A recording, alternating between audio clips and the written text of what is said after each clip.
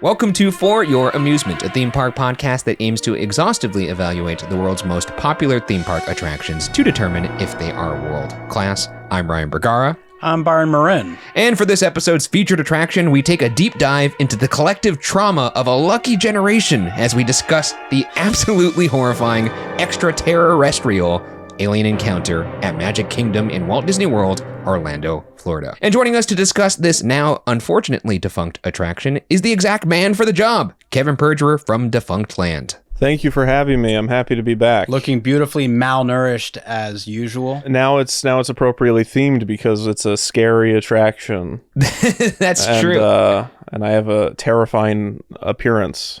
Well, I mean, you always bring such an expressive nature to the show, so we're happy to have you. Yes. Be careful. He's going to fall over.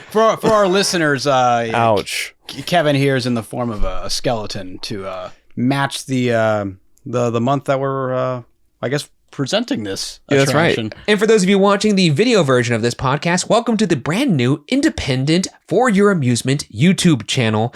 Thank you guys for following us over here at youtube.com/@FYApod. And while you're here, do us a favor and like and subscribe.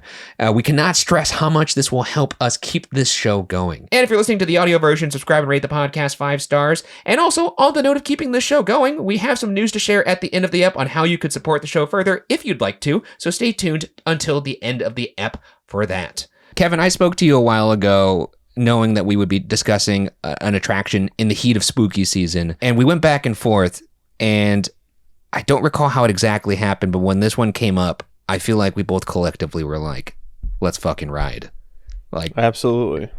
And for you, this was the first attraction you ever covered. Yes, this is my inaugural episode. That was a long time ago, back when the channel was a very different channel. I don't think the channel was not called Defunctland at the time. It was like a series. Yes. On a channel that was called Kevin Perjurer, or The Purge, which was the website. I'm going to speak with my current knowledge, which is 7 to 8 years later, after interviewing people that, worked on the attraction, reading a lot more, understanding a lot more than I did when I made the original video, which I tried really hard at the time, but in retrospect, it was a quicker turnaround than the stuff I make nowadays. So I'm interested to see if I directly contradict myself 8 years ago. You might. I mean, we contradict ourselves all the time on this show, and I'm actually curious how much of our research that we put into this episode will fall into the same, I guess, pitfalls that you ran into back in the day. Well, I'm interested, because it's such a contentious history. Yeah. This attraction is obviously one of the most fascinating attractions for many reasons, but obviously its placement. So much to get into, but for me, I know so much stuff that I really would love to revisit ExtraTERRORestrial. So this will be kind of my pregame for whenever I do that. Maybe, nice. Maybe in 2 years for the 10th anniversary of Defunctland, I'll do a new episode on ExtraTERRORestrial. So now I got to figure out in this episode whether it's a world-class attraction, whether it's worth doing. If only that were an option. Now, a caveat here, especially on our end, because we never had the privilege to experience ExtraTERRORestrial Alien Encounter. Yeah. So we're basically just going off. I mean, most people that discuss this attraction nowadays haven't been on it, and I think that's why it has such a notoriety, and why it's so sought after. There is an exclusivity that was brought by circumstance, and also, Absolutely. Kevin, I did carve out a little bit of the history section. Byron doesn't know that, but for those of you listening, you might get a little treat from Defunctland himself. Oh no! Please don't play that. No. I'm not gonna play your old video. Okay. You mentioned that you had some new things that you wanted to share, so I was like, all right. Okay, good. I thought you were gonna play audio from the original. I'm like, oh, I'm gonna cringe so bad. Here's what we're gonna do. We're gonna play the entire 12-minute video, and I'm gonna sit there as I look down at my feet and just shake. We're gonna put the Brad Pitt face up there for all. Oh yeah, it was wax Brad Pitt. It was wax Pitt. He was always made of wax. But I think it goes without introduction here, clearly we had to cover this ride to kick off spooky season for 4-year amusement. And I was thinking about it as I was coming in today in terms of if I had to rank defunct rides that I wish I could have experienced firsthand, this has to be number one for me. I honestly believe that. I truly think that it might be. I really thought about it. I love the horror genre. I love spooky season. I love the idea that the Imagineers were just let loose and, you know, let's see what they could do if they put their big boy pants on in terms of just not making something for families. And I just wish I could have seen it. It definitely has such a strange history, and it has gone down as this kind of like, what the hell were they thinking kind of attraction. But yeah, I'm so excited to talk about this one.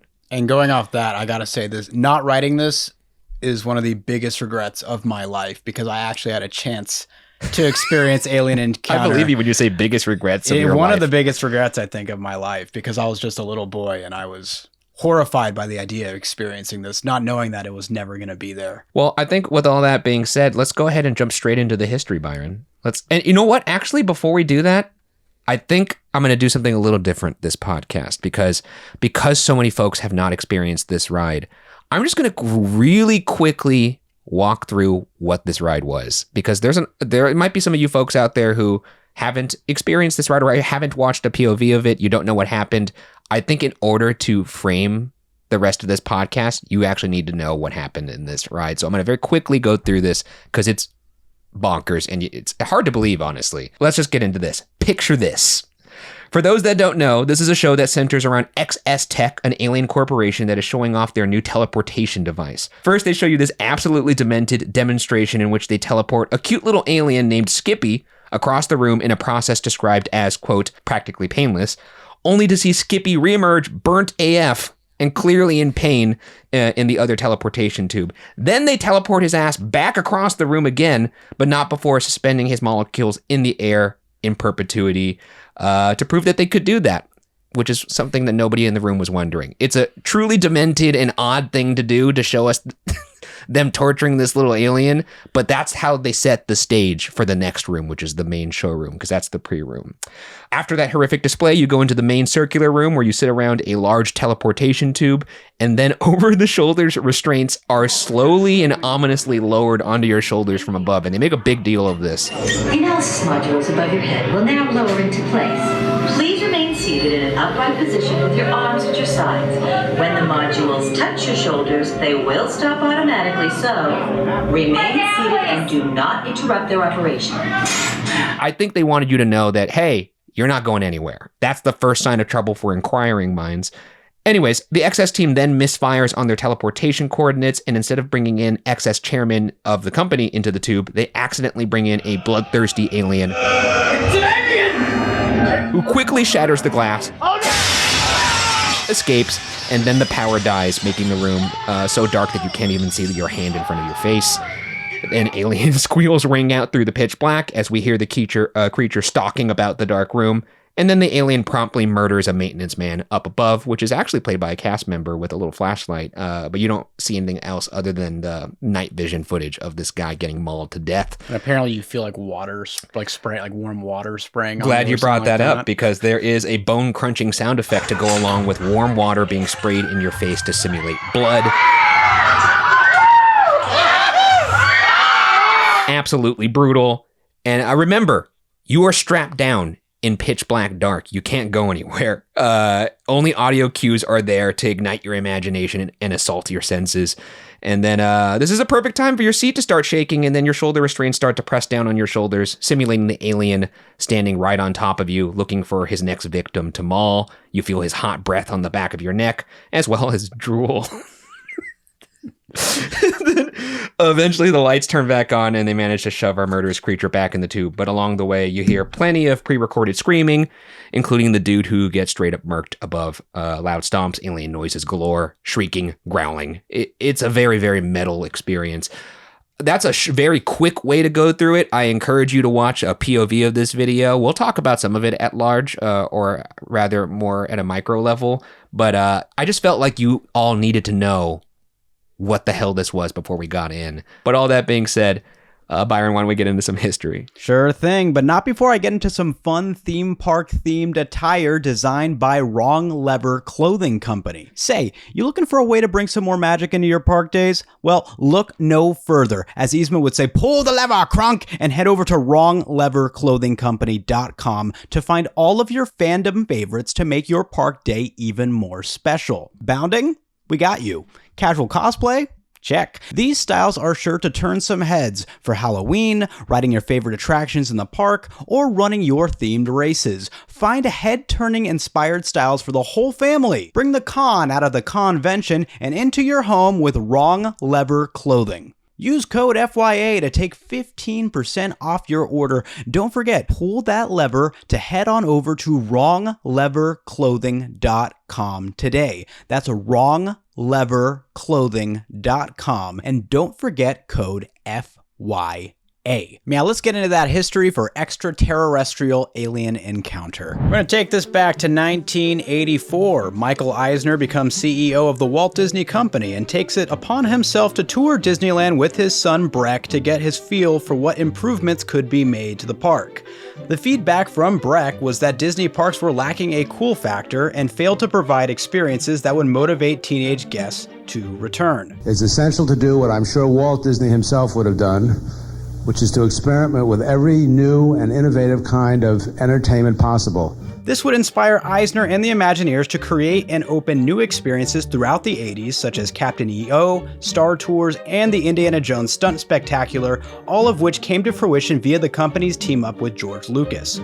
What many people don't know is during this exciting new development phase in the 80s, there was another particular IP that Eisner was very keen on bringing to both Disneyland and Walt Disney World's Magic Kingdom. This IP was none other than Alien, the R-rated horror sci-fi franchise, and was to be included as part of a major upcoming refurbishment project called Tomorrowland 2055. Now, although it would get a dedicated scene in Disney MGM Studios' headlining attraction, The Great Movie Ride in 1989, Imagineers pushed back on the idea of bringing Alien into any of their family-friendly castle parks. Now, Kevin, also, feel free to jump in here at all if you're like I was gonna keep notes. I have a second monitor here, but I can jump in. Yeah, jump in whenever you'd like if you're like okay. So you're talking about the Fox. Do you have anything else on George Lucas? A little later on, because Okay. he does come he is involved with this attraction. So how about we do this, Byron? You go through the history, and Kevin, yeah, I don't want to interrupt. I'll write down everything I have and then give you the bullet point afterwards. Yeah. Is that okay? I can guarantee you'll have a lot of blanks to fill in here. Sure. But if Byron does say something that is actually wrong that you've discovered in your over 8 years, feel free to jump in that moment and be like, object, Your Honor. Yes. Okay. I will. Perfect. And I'll do it like you didn't know that. And like I'll be real snotty about it. Perfect. That's how we like it here. So anyways, they wanted to bring Alien to the family-friendly castle parks. And speaking of castle parks, Euro Disney would open in 1992 to dismal results, immediately putting Eisner and the Walt Disney Company into a financial stranglehold. With that being said, plans for Tomorrowland 2055 at Disneyland, California were canceled. However, Magic Kingdom's Tomorrowland over in Florida had already gone forward with its own renovation project prior to the opening of Euro Disney, and with that project, respawned the hopes of bringing a dedicated alien attraction to a Disney park. One that would go by the name Nostromo, inspired by a spacecraft from the film. It is important to note that early plans for this attraction were for it to be a shooter dark ride, which most likely would have used many ride system features we see today in the Buzz Lightyear attractions. I have to say, though, a shooter dark ride in the Alien franchise, and if it was this level of fear factor being built in, that sounds amazing. I wonder if they'll ever dust off those that concept art and maybe make that. I doubt it, just because. Has there been like a scare maze like inside that ship before?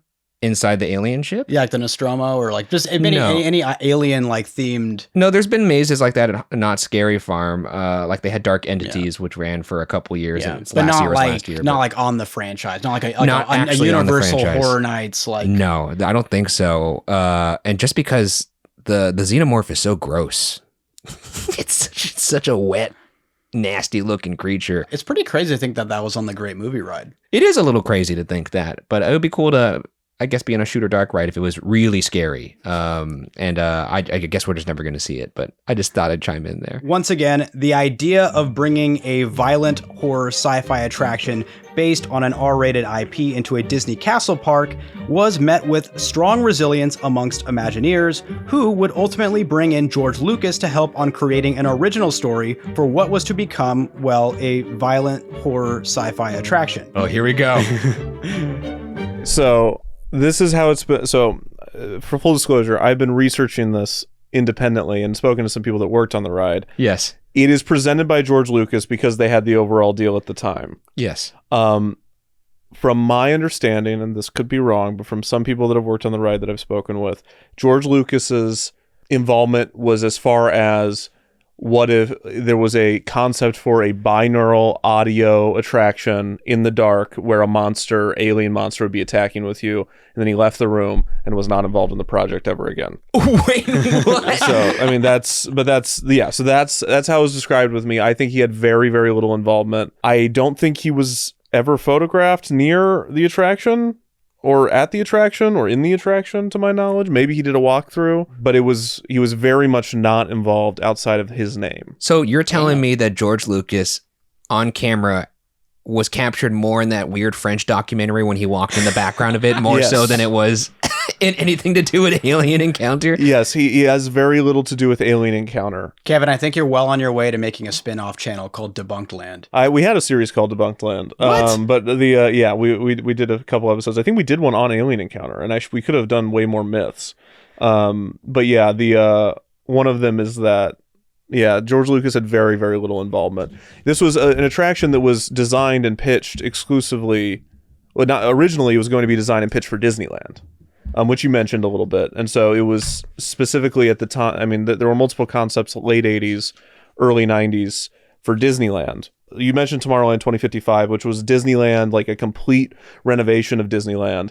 And a big thing with that renovation of Disneyland, this is completely irrelevant, but it was that Tomorrowland at Disneyland would have gotten like an entire second story, and there would have been like a walkway through the entire thing. Like there would be, basically, it was a way of connecting all of Tomorrowland with a second level. So there's like Space Mountain already has that, but Alien Encounter, if you look at those blueprints and if you look at what they were going to do elsewhere, it would have had like a lot of walkway space for you to explore Tomorrowland on that second level. Oh my God. And so so the original idea, there was multiple versions. There was always multiple versions from what I understand, where Alien Encounter, there was the Fox version where they were going to have it be the Xenomorph. And then there was like a non-Fox version. And then the Fox deal went sideways. It didn't go that well towards as a Great Movie Ride was being developed. And I think like they decided we'll just do Great Movie Ride and we're not going to do anything with Fox, which is kind of what you touched on. But it was originally for Disneyland, but because it was in the Mission to Mars show building in both parks, Yeah. it was a pretty obvious that they were going to redo it for Magic Kingdom. How I understand it was that Eisner wanted Alien, it got vetoed, but then there were still some young Imagineers who liked the idea, and they repitched it and revived the idea, knowing that the Mission to Mars building was there and needed to be updated, and it had, you know, this little amphitheater kind of thing, or not amphitheater, or just a little circular theater, and so they just kind of like transposed the Alien idea on top of that to kind of bring it back to life. Yeah, I'm not sure it would be young Imagineers necessarily. But I think it was more that it was there's multiple at this time in Imagineering especially, there's multiple groups of Imagineers. Yeah. There was the Baxter Imagineers, so Tony Baxter and his team, which were very much focused on Disneyland Paris at this time. Yeah, yeah. And then there was Bob Weiss and his team. And I believe this was a Weiss project for a while. But anyways, and at least Tomorrowland 1994 was a Weiss project. So you had like these different camps that were doing different things, and especially as they were going around the world. And those people like kind of worked together. And then when these people left some people left the company and created their own companies that then contracted with a lot of stuff, and they followed. But this team, the original pitch for Tomorrowland 2055 was a lot. And they even started, as you probably know, implementing some of it in Disneyland. Like there's some remnants of like they started doing some stuff in Disneyland's Tomorrowland. And then they basically, from what I understand, and again, this is various people saying similar stories, so I wasn't there. I don't know exactly what happened, but essentially when it came to the final green light meeting for Tomorrowland 2055 and all these ideas, including Alien Encounter and some of the other concepts, it was essentially just like Eisner and the team looked at it and they're just like, no.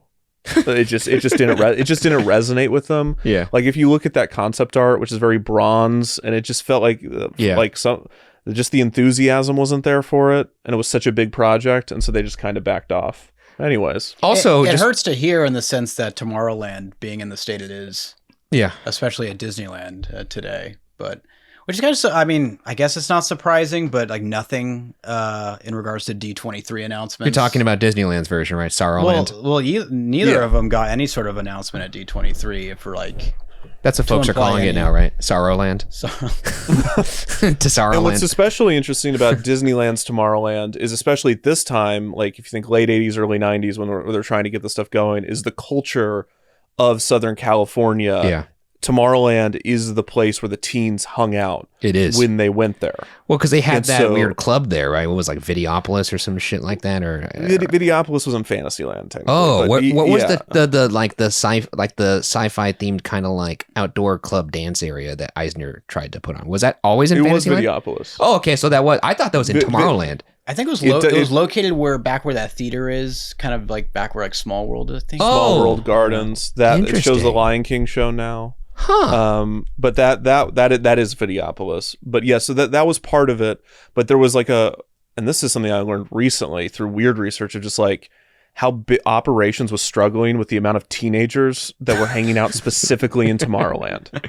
And a big part of and like some of the like accounts, there's like videos online of like just like it's like skater videos but at Disneyland. Yeah. Have you seen these? No, I haven't, but I gotta watch that. It's it's very strange, but and essentially like one of the like little history and who knows how accurate this is that was written on one of these videos of just like teens in the late 80s early 90s hanging out at Tomorrowland was like, and then the park like started renovating it specifically to get us out.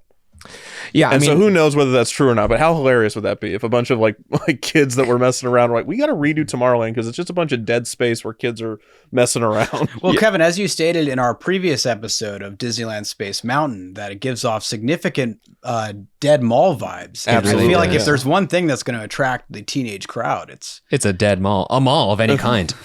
See Well, right. Stranger Back Things. then it was a living mall, but That's what you did anyways. when you were a teen. You went to a mall. You made skate videos. You watched. yeah, I Clerks. was a huge skater. You were a skater boy. Yeah, I was a skater boy until I had to give that up and said, see you later to that. I really tried to get there. You tried. My brain knew where the end point was, and I was like, I don't think I'm I going to could do see it kind of just. You could see the cogs turning gestating in my your skull. You know, with the terrifying nature of today's featured attraction, you're probably going to need all the help you can get when it comes to getting a good night's sleep. And why not start with your bed sheets? Traditional bed sheets can harbor more bacteria than a toilet seat. It can lead to acne, allergies, and stuffy noses. And, well, it's just gross. Miracle Made offers a whole line of self-cleaning antibacterial bedding such as sheets, pillowcases, and comforters that prevent up to 99.7% of bacteria growth and require up to 3 times less laundry. Using silver-infused fabrics inspired by NASA, Miracle Made sheets are thermoregulating and designed to keep you at the perfect temperature all night long, no matter the weather. So, you get a better sleep every night. Miracle sheets are also luxuriously comfortable, without the high price tag of other luxury brands, and feel as nice, if not nicer, than sheets used by some 5-star hotels. So stop sleeping on bacteria. Bacteria can clog your pores, causing breakouts and acne. Sleep clean with Miracle. Go to trymiracle.com/FYA to try Miracle Made sheets today. And whether you're buying them for yourself or as a gift for a loved one, if you order today, you can save over 40%. And if you use our promo code FYA at checkout, you'll get 3 free towels and save an extra 20%. Miracle is so confident in their product, it's backed with a 30-day money-back guarantee. So, if you aren't 100% satisfied, you'll get a full refund. Upgrade your sleep with Miracle Made. Go to trymiracle.com/FYA and use the code FYA to claim your free 3-piece towel set and save over 40% off. Again, that's trymiracle.com/FYA to treat yourself. Thank you, Miracle Made, for sponsoring this episode. Now back to the show. Really quickly before we move on here, because I know this is a long aside, I have a fun fact here, which is a fun fact, obviously, about George Lucas. And that apparently he had a treatment for this. Is that all baloney? Because here's the treatment. He wanted to tell the story of XS scientists opening their teleportation lab to the public for demonstrations, only that it was a ploy to just lure humans in as guinea pigs so they could test the abilities of this alien that they had captured. And then the alien, after thrashing around for a little bit, turns out to be an intelligent alien and benign, and then releases all of the human prisoners. That was the treatment that allegedly was written by George Lucas. So that seems to be kind of not at all congruent with what you said in terms of this guy just like walking in, taking a photo and being like, peace, or not even taking a photo. Not necessarily. I think it was just that he left the project so early on. So it's possible that he did present a version of this. I mean, what I was, I've heard just the variation of like George Lucas was in a meeting with this concept for an alien attraction using binaural audio. Yeah. And so he could have pitched that, what you're exactly saying. It's just that, did he develop it and see it through and give notes? I don't know. I don't think so. I think it was very much a put his name on it because we have this partnership with him. They were just slapping the Spielberg and Lucas name on everything back in the 80s just to be like, why wouldn't you? Spielberg's game works. He loves arcades. He loves it. He also loves Epic Universe. Yes. Apparently. Yeah, absolutely. Steven Spielberg is going to be on those coasters day one. He loves Mario. He can't get enough of Super Mario World, dude. Steven Spielberg has the highest score on Mario Kart Bowser's Challenge. Byron, let's get back to where the fuck are we anymore? Well, we'll see. Okay, so anyways. Sorry, No, dude, this was excellent. That's the best part. Back to the plans for Alien Encounter. The plans for that shooter ride had to be scrapped in favor of something more affordable. This would result in the Imagineers repurposing the building and Theater in the Round setup that hosted Mission to Mars, which we included in our Mission Space episode. And for those who caught that episode, you'd know that Mission to Mars was also a Disneyland attraction. What I didn't mention during that episode was that Disneyland's version would get replaced by Red Rocket's Pizza Port, eventually named Alien Pizza Planet. But back to Disney World, back to the Magic Kingdom. On December 16th of 1994, ExtraTERRORestrial Alien Encounter, the attraction we are discussing today, would soft open, but not even for a month. This may come as a surprise to you viewers and listeners, but many park guests were caught off guard, to say the least, by the horrific nature of this new experience. The negative feedback would force Disney to close the attraction for approximately 5 months to significantly tone down the intense elements and inject the comforting sense of Disney magic. Oh, and this is my fault. Wait. Sorry, I read that wrong. What I meant to say was that they didn't do any of that shit, but decided to spend the time and money on making the pre-show more unsettling to better adjust the guests' expectations for what they're getting themselves into, only to also dial up the effects in the main showroom. Now, Kevin, I was going to object too, because I was like, wait a second, they definitely closed it because of something else, not because to tone things down. Was that what you were about to interject? Yes, and it wasn't to make it more intense either. That's the rumor. It is. So, and I'm sure I mentioned this in the original video, and I'm sure I mentioned it in the years, but both from the people that redid it, which I believe, and I've interviewed Rick Rothschild, I believe he was a part of the redo, and I believe that also Jerry Reese is part of the redo. Yes. And then the original team, who I've also spoken to a little bit. Jerry Reese, by the way, directed Brave Little Toaster. Also a little scary kids movie. And did so much. The dinosaur he did Cranium Command. He did Rock and Roller Coaster. Command. How about some backstage passes? I think he helped on Indiana Jones Adventure. He's done a lot. And he was kind of the fixer for a long time at Walt Disney Imagineering, where if a show needed like something, they brought in him. At least, I don't know if this was like an explicit thing, but this just happened. Like Cranium Command's a great example. There was an entire other Cranium Command show originally, and then it wasn't working as well as they wanted it to, so they brought Jerry Reese in, and he did it. So he did kind of come into a lot of projects later, but as a way of like smoothing them out. So it's not that it was from what I've both sides, from what I hear, it's not that it was not intense enough and they wanted to make it more intense, or that it was too scary and they wanted to tone it down. It was just incongruent, which is kind of similar to the whole like make the pre-show a little bit more this, a little bit less this. But essentially during soft open and during the walkthroughs they did with executives, it was just paced odd. Yeah. And that certain things weren't working. So like they were getting screams and the screams were covering dialogue. Yes. And they were getting, and I don't know, did you have that in there? That's why he said like, oh, like it won't eat you if you're quiet or you don't scream or whatever. It only eat you if you scream or something. It says something like that. Quiet! Listen to me, please! Don't scream! You remain perfectly quiet. It probably won't eat you. And there was just a lot of those types of, and what Jerry Reese has been really good at throughout his time working at attractions is making something that's just very, like, yeah, he just has a great handle on the audience. And I don't think the original version, I think the original version is also very interesting. The new version is very different, the soft open version. But I do have a little story.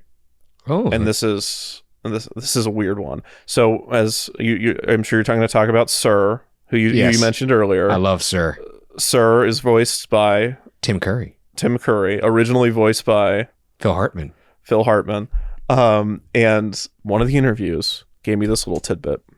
I can't wait. Is that Michael Eisner did not like Phil Hartman, like personally. And this is not something I read somewhere or made. Like I have this transcript. I literally pulled it up to tell the story to make sure I wasn't making this up. Yeah. So this does come from a source, and I have to remember whether the source wanted to be off the record or on the record. But regardless, he did not like Phil Hartman. Maybe because of something to do in his ABC days when he was working at ABC and he encountered Phil Hartman. Yeah. But something that and this is me saying this, Phil Hartman played Michael Eisner on SNL in this era. Oh, damn. I didn't know that. I have to check that out. This is awesome. Completely, who knows? This is me saying this, but what I have been told is that when he heard Phil Hartman, like it set a bad tone for the rest of the walkthrough, and that it was just a bad start because he did not like Phil Hartman for some reason. Again, this is someone telling me this that was very much there and very much worked on this, but I do wonder, like, and just my own self saying Phil Hartman was doing Michael Eisner impressions on SNL, especially because they were lampooning the Disneyland Paris opening so much at the time. That makes sense. Because Euro Disneyland's opening was so disastrous that they were doing skits. I think they have a skit with Michael Eisner and Nancy Kerrigan from that era. Do you remember that whole thing? No, I don't. Honestly, the only thing I was aware of in terms of a national media scale lampooning Disney parks was this ride, actually. When this ride didn't go on schedule, Letterman lampooned it a lot. He had. Oh, really? He did a lot of jokes about how I didn't know was that. Getting pushed back and all that stuff. Because anyways, this was very. You know what's crazy about all this, and to recenter it too, the rumor or the legend, I guess, is that the ride test opened for a couple weeks and it was shut down. And the reason was said to be that Michael Eisner wanted to make it scarier or wanted to fine tune some of the effects and the timing to make the scares more effective. I've read multiple newspaper articles that say some version of that. And that also is inclusive of the recasting of Phil Hartman as Tim Curry, because Tim Curry, from people know him as Pennywise, and his is, if you could actually see the voice performances on YouTube, you could hear Phil Hartman's original performance, and it definitely is goofier. Welcome to the great big universe of XS. I'm the XS 2000 Technobotic Presentation Unit, programmed to show you how to seize the future. Now you're probably asking, what could the galaxy's leader in sophisticated consumer technology possibly do for me? And Curry is much more menacing. Right. Welcome, weary travelers, to the great big universe of XS. You may call me Sir. That is SIR, which stands for Simulated Intelligence Robotics. So I do think it was ultimately the right call, but I think it's definitely a way funnier version. Is that he just didn't like Phil Hartman. Yeah, I know. Crazy. I mean, it's so weird that it feels like it's something that would be weird to make up. So that's why that is.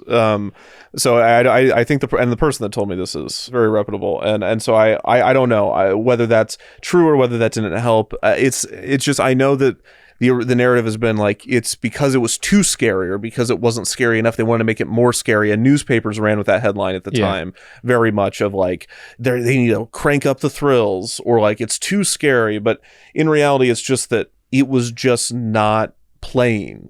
Like it's, you know, and so like people weren't sure when to laugh, people weren't sure when to be afraid. And I do think the thing that has been true, and the thing that the new team came in to do, was make the pre-show match the tone more of the main show. And so that is consistent. It's not like anything is like, whenever I say like there's like whenever I'm dinging something, it's not like, oh my gosh, this is completely false. It's just like the one version, it's just a little bit more, I guess, nuanced. No, that's usually the case. I think as time goes on with all of these, like especially controversial attractions, the nuance kind of does go out the window and it becomes headlines. And also it doesn't help that it's totally viable that Eisner would do anything. This is a guy who there was rumors that like he had CGI'd his golf swing in Soarin' over California, which I believe. If honestly, I would believe it. I believe it because he's the guy. And to find out that he's not even in it, he's not even in Soarin'. No. But that the thing, there was the thought that he was the guy. Yeah, he was the guy hitting the ball. The ball that has the Mickey on the bottom of it. But like, I could totally buy the fact that Eisner would totally shut things down and be like, Breck said this isn't scary enough, let's make it scarier. Or I could totally buy he'd be like, I don't like Phil Lord. Let's get Tim Curry in there. It's so interesting because it's like the version where it's like they make it more fun and make it more scary, I mean, is just like, and it's so harmless in a way. Yeah. I am very much about like historical record and getting everything right, because I find like the truth the most interesting thing, trying to get closer to that. Yeah. But it's really, apart from someone just being really fascinated and really interested in setting the record straight, the harm of the original story, which is like 35 to 55% true. Yeah. It's like, it is kind of true for the pre-show. And it's just, so it's like, it just all gets boiled down, especially because who thought we would be talking so much about a defunct Magic Kingdom attraction? No, I think that's the beauty of it. And honestly, I mean, like, I this might be a hot take, but I know when they were making the Haunted Mansion, there was also a two opposing trains of thought in terms of what that attraction should be between Claude Coates and Mark Davis. And I feel like that resulted in one of the greatest attractions of all time. And I think in this particular case, when you have these different sects of Imagineers, not really sure what this should be, how hard they should go in the paint, should it be based around an R-rated property in Alien? Maybe not, but we'll find another way to figure it out. I think it also resulted, and I know I'm about to compare the Haunted Mansion to extraterrestrial alien encounter, but I do think it resulted in another attraction that I think does show maybe some levels of nuance or layers. That and I appreciate that. So, and if you want to see an example of an attraction where that butting of heads did the opposite, World of Motion at Epcot was another Mark Davis versus, in that case, Ward Kimball, and it resulted in an attraction that's just it's okay. Mark Davis, a butting heads guy. That guy got into it. Oh, absolutely. Yeah. Was Claude, very, very much. Did Claude Coates get the first crack at that one? Claude Coates also worked on it. Yeah, he did a lot of the early stuff. And I think he probably did a lot of stuff throughout it. But yeah, the Ward Kimball had never designed an attraction before, but was brought in. And like this, if you read Mark Davis's book, which is on my terrible shelf behind me, I gotta read that. There's like, even in the Mark Davis officially Disney published book, they talk about that conflict, and they talk about how like Mark Davis thought that Ward Kimball's staging was like amateur, like or that he was staging. It was like something like, I'd have to find the direct quote, but just about how the way that Ward Kimball staged an attraction, Mark Davis felt that you could tell he had never worked on an attraction. The way the scenes are placed. I gotta check out that book, because they must have just brought Ward Kimball in just because the theme was transportation. So like he used to nerd out with Walt over trains, but and I'm sure it has something to do with the GM and pitching to GM and being able to relate to General Motors in that instance, especially with the sponsorship rides. But Alien Encounter didn't have that. That's my segue back.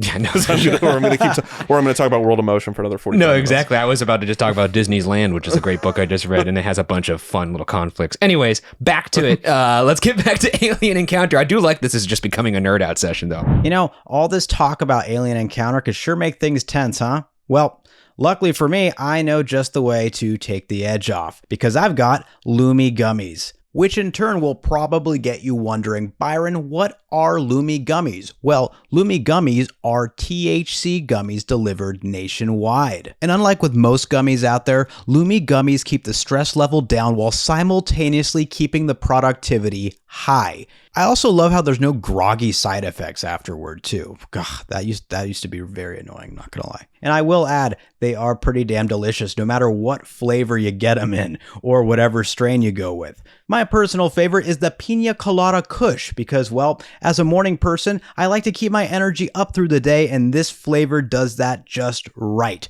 But on the occasion where I want to wind things down, their Granddaddy Sour OG is the one I go with right before bed. But whether you're trying to sleep, be creative, or just simply to looking to lower the anxiety a little bit, there is a Lumi gummy for you. Go to lumigummies.com. That's LUMI gummies.com and use code FYA50 for $50 off your order. Again, that's LUMIgummies.com. Code FYA50.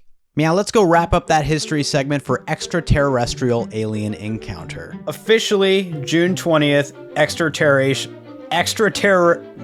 It's a hard word to say, honestly. Extraterrestrial Alien Encounter opened officially on June 20th of 1995, but would fail to lure in high attendance numbers. I wonder why. That said, those willing to brave the thrilling experience had the chance to keep on experiencing it until October 12th of 2003. Now, if the lack of popularity wasn't enough to close it down by this point, a couple other events would help seal its fate. The first of which being that in 2002, Jeffrey Jones, who played the pivotal character in the pre-show video, was arrested for possession of child pornography. Holy shit! I didn't know that. Wait, what the fuck? On a far less disturbing note that year, Disney released Lilo and Stitch, which featured its very own iconic alien, albeit much more cute and fluffy. Now, wait a second. Look, the charges against Jeffrey Jones, do you think they used that maybe as just an excuse to get this attraction out of there? Because you can't tell it's Jeffrey Jones. He's under all that makeup. Disney themselves never said this is why we're getting rid of it. I think it was straight. But I mean, I'm sure that when they were looking at, we have to get Stitch into the park in 35 minutes from right now, they were looking at that attraction. That tidbit probably didn't help. No, I'm sure that it probably helped the decision to transition it. But yeah, no, for sure. I doubt it was anywhere close to the main reason. No, but I don't think so either. It definitely didn't help the cause. I would imagine someone mentioned it. Yeah, I mean, maybe it was a nice thing to be like, if people were upset you're closing the attraction and being like, well, the fucking lead actor is found guilty of owning child pornography. So since it was like a year after, or like a year after it closed, I could see them like being like, all right, let's put a rush order on getting this out because this That's happened. fair. But the combination of all those aforementioned reasons would result in Extraterrestrial Alien Encounter, the attraction that reskinned Mission to Mars, to be reskinned yet again, opening as Stitch's Great Escape on November 16th of 2004, only for that to suck so hard that it would eventually close in 2018 in favor of literally nothing, unless you want to count the meet and greet space in that pre-show room. And I'll close this history segment out by saying that in 2019, Disney acquired 20th Century Fox, aka the studio that owns the Alien franchise, which clearly means Aliens back on the table, baby. Well, not necessarily. I imagine that place is gutted, right? There's no way that place has all the animatronics. There's videos in there. It's a cast member break area now. Yes. At least it was as of some time ago, and it's just there. I mean, it's there. Like the chairs are all there, but like I'm assuming they're all leaking hydraulic fluid by now. And probably. You would have to, but anyways. Yeah, because that's how the restraints were lowered. It was like a hydraulic fluid system powered by pistons. Wasn't the thing with the chairs was like the reason those restraints existed was so that it would calibrate to like your shoulder level so that the audio would be like perfectly aligned. It would with your ears, each restraint was equipped with like a stereo sound system, so you could have the 3D audio, the binaural audio system. But then once the restraint hit your shoulders, it would. I think something. It's complicated, but it would result in like the fluid or something overflowing, and then letting the system know that okay, the restraint has hit that person's shoulder. Let's shut it off. That's a very probably not correct explanation of that, but I do know it was powered hydraulically. You know more about mechanical engineering than I do in that case. But I think it was also special effects, right? Like the part of it would bounce. It would bounce, yes. Also, they put those restraints on so people wouldn't run away, I think, too. Yeah. And then I think supposedly like on the back of those seats, it had the fluid that would shoot at like the rows behind. Yeah, the seats were actually, and this is a perfect segue into fun facts, and we could just lead into this one. The chairs actually were angled in such a way that it allowed for that kind of hot breath and dripping sensation on the back of your neck. So like it's kind of hard to explain without a diagram of it, but the chairs were literally angled in a way with that in mind so that they could accomplish Is it like the couch from 30 Rock? Have you seen the 30 Rock couch where it's like it's like a 30-degree angle and your like legs are up and you're hunched over? A little bit, actually. The 30-degree angle is pretty accurate. There's like a little kind of like not nozzle, but like opening where the fluid came out. There's actually a pretty good diagram of this over on Amusement Lab's video of how it works. And that came out 2 years ago. So that's pretty fresh as well. They thought of how to torture you at max value when the lights are off, when your senses are heightened. What are the worst things we could do to these folks? Well, let's breathe down their neck. Let's drip on them. Let's make sure that the blood feels hot, which by the way, there's a fun fact, and I don't know how accurate this is, but you know what? Let's just jump into it right now. I was going to say this to the end of the fun facts, but I do think it's really funny. Just so you know that we aren't exaggerating. There is a Reddit thread, and I just thought it'd be funny to gather some of the funniest responses. The Reddit thread is titled, "For those who got to ride Alien Encounter, how scary actually was it?" And here are some of the responses.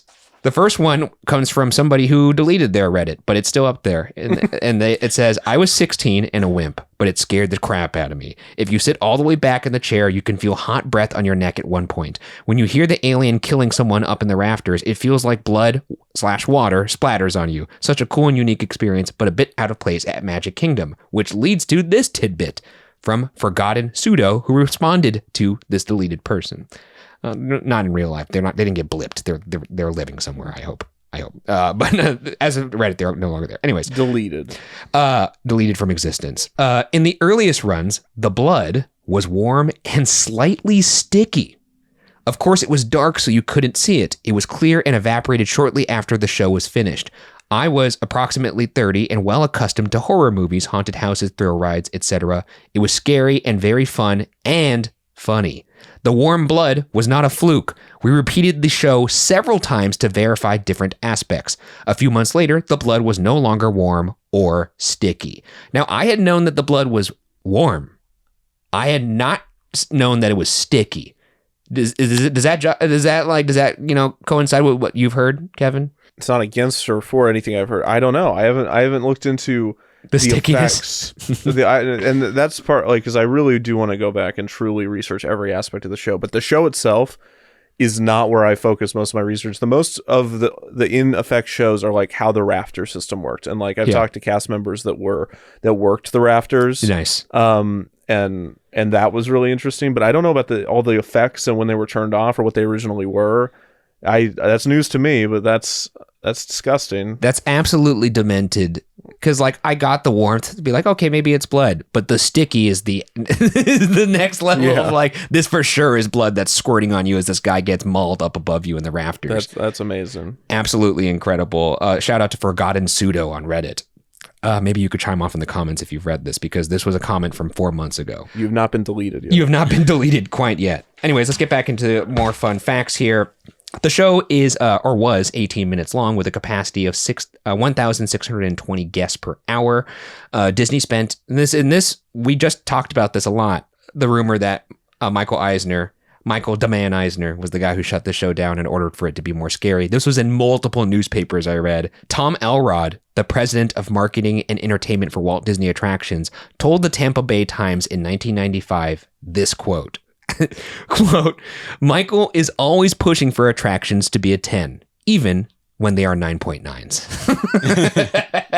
It's like such a shady thing to say. Regardless of why the revisions took place, as Byron mentioned, they took 5 months? I've seen 6 months, 5 months, 6 months. I'm not really sure. Somewhere in that range, and cost, and this is an ultra rumor, a rumored $15 million additional dollars That sounds inaccurate to me. I'd heard 10 before, but So if I get my timeline correct, Jerry reshot new footage, right? So they had to Yes. get back all of those celebrities That makes sense. that were originally in the which attraction. included So like Tyra Banks. Yeah. yeah. A bunch of celebrities. We'll get into those later, but yes, a fair amount. So I think that because the original, they were in the original, and then they brought them back to shoot new footage. Is that accurate?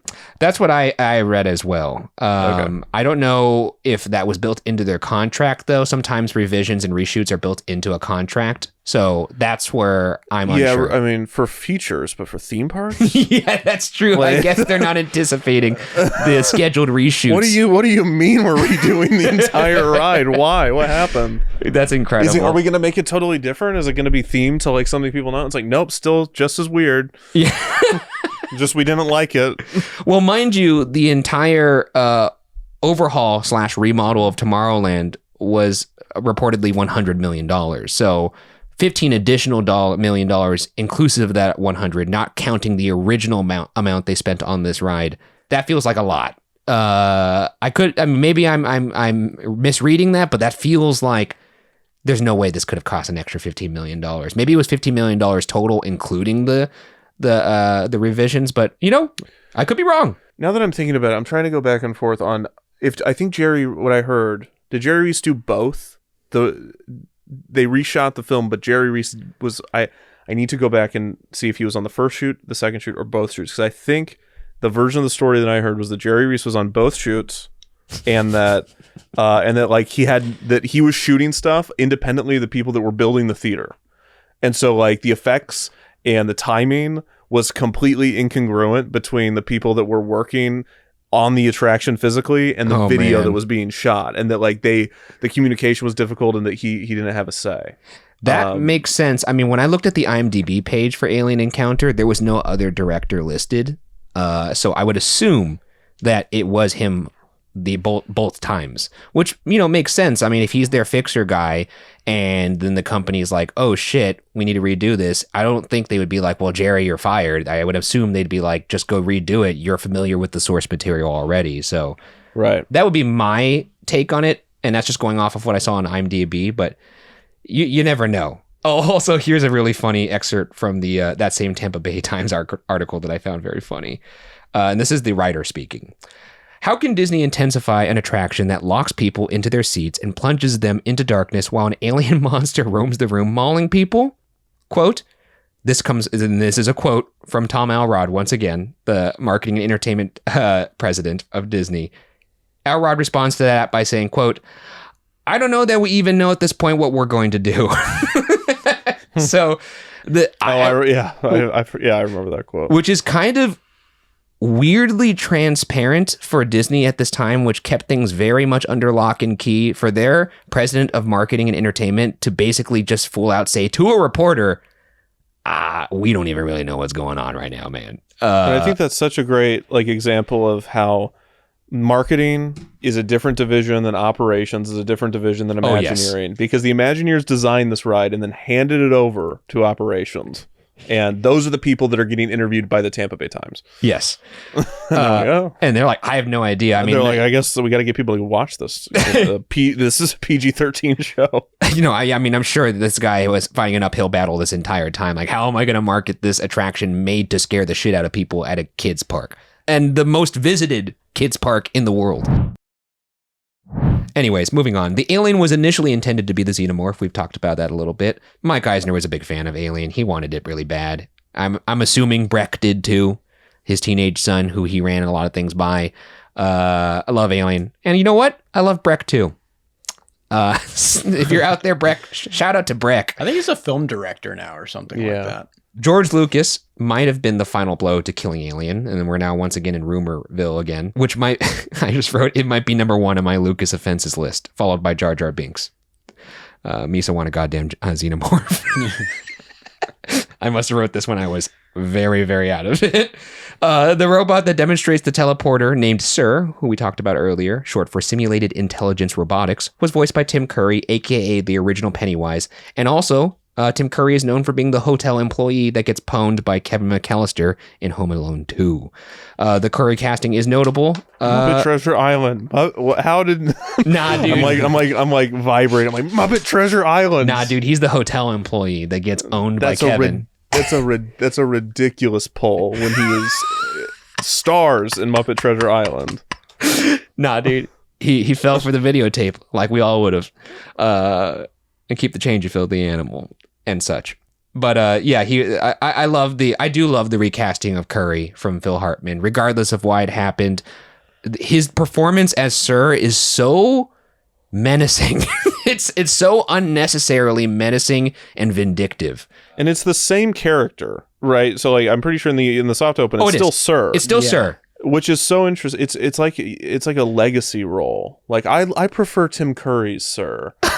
Like, it's like, I mean, it's like, I saw The Producers with Matthew Broderick, but and that was good. But I also saw it with, this other cast, and it's just like, it's just a theme park attraction. Why are there multiple people playing the same role? No, this is the theme park sicko version of like, well, I think Christian Bale's Batman was better than Michael Batman? Keaton. And personally, I'm a Tim Curry Sir guy. I saw Phil Hartman's performance. In fact, we could probably put some side by side of them delivering the same line. Now you're probably asking, what could the galaxy's leader in sophisticated consumer technology possibly do for me? Well, how would you like to travel anywhere, anytime, at the touch of a button? You're probably asking, what could the galaxy's leader in sophisticated technology possibly do for me? Well, how would you like to travel anywhere, anytime, at the touch of a button? I feel like it might be in my head, but it feels more expressive in the Phil Hartman one. Like the animatronic actually was more expressive. Yeah. Robot, like animatronics that are just robots, I'm working on something about this right now, are so cool. Oh, because they're just like, they don't have to look like humans. So anything they do just looks perfect. Like, oh my, how did they get it to do that? They're kind of just like, because it's a robot. They're just animatronics with the skin off. Also, one thing it's a cool robot about, canonically and a robot in real life. Speaking of robots just being robots, Sir, one of the coolest things about Sir to me was his eyes, and that was accomplished by just frosted glass being a little bit protruding from his face, and then lasers kind of like projecting onto the glass, which gave his eyes that kind of like ooh, that's nice, eerie quality. Moving on though, Tyra Banks was also in the pre-show video, as we said earlier, but bizarrely her voice was dubbed over. Let me share with you the fascinating story of our company. I'm assuming that's just because it was I don't know if it was because of the performance or they'd always planned to do that, but I thought that was odd. I mean, there's a lot odd about that. She's unrecognizable, like everyone in that, because they're all painted like green. Like the first thing is like, we spent $50 million and you can't even tell that these are celebrities. That is true. The idea that they cast Tyra Banks so that you could, want to look at Tyra Banks. You think like some space goddess or something. Yeah, and then they don't use her voice, and it's like, well, we can't tell it's Tyra Banks either. So what was the fucking point? Just cast somebody else. It makes no sense. Honestly, like, this is a tangent, but why ever cast anyone famous in anything like theme park related? My only guess though is if they're park heads, like Terry Crews, I imagine wanted to be in the Guardians. Maybe if they're begging and you like you if you do this, will you take a 15% cut on the 6th season of whatever ABC sitcom you're on? Yeah, but like why are you? I don't know. Like it's.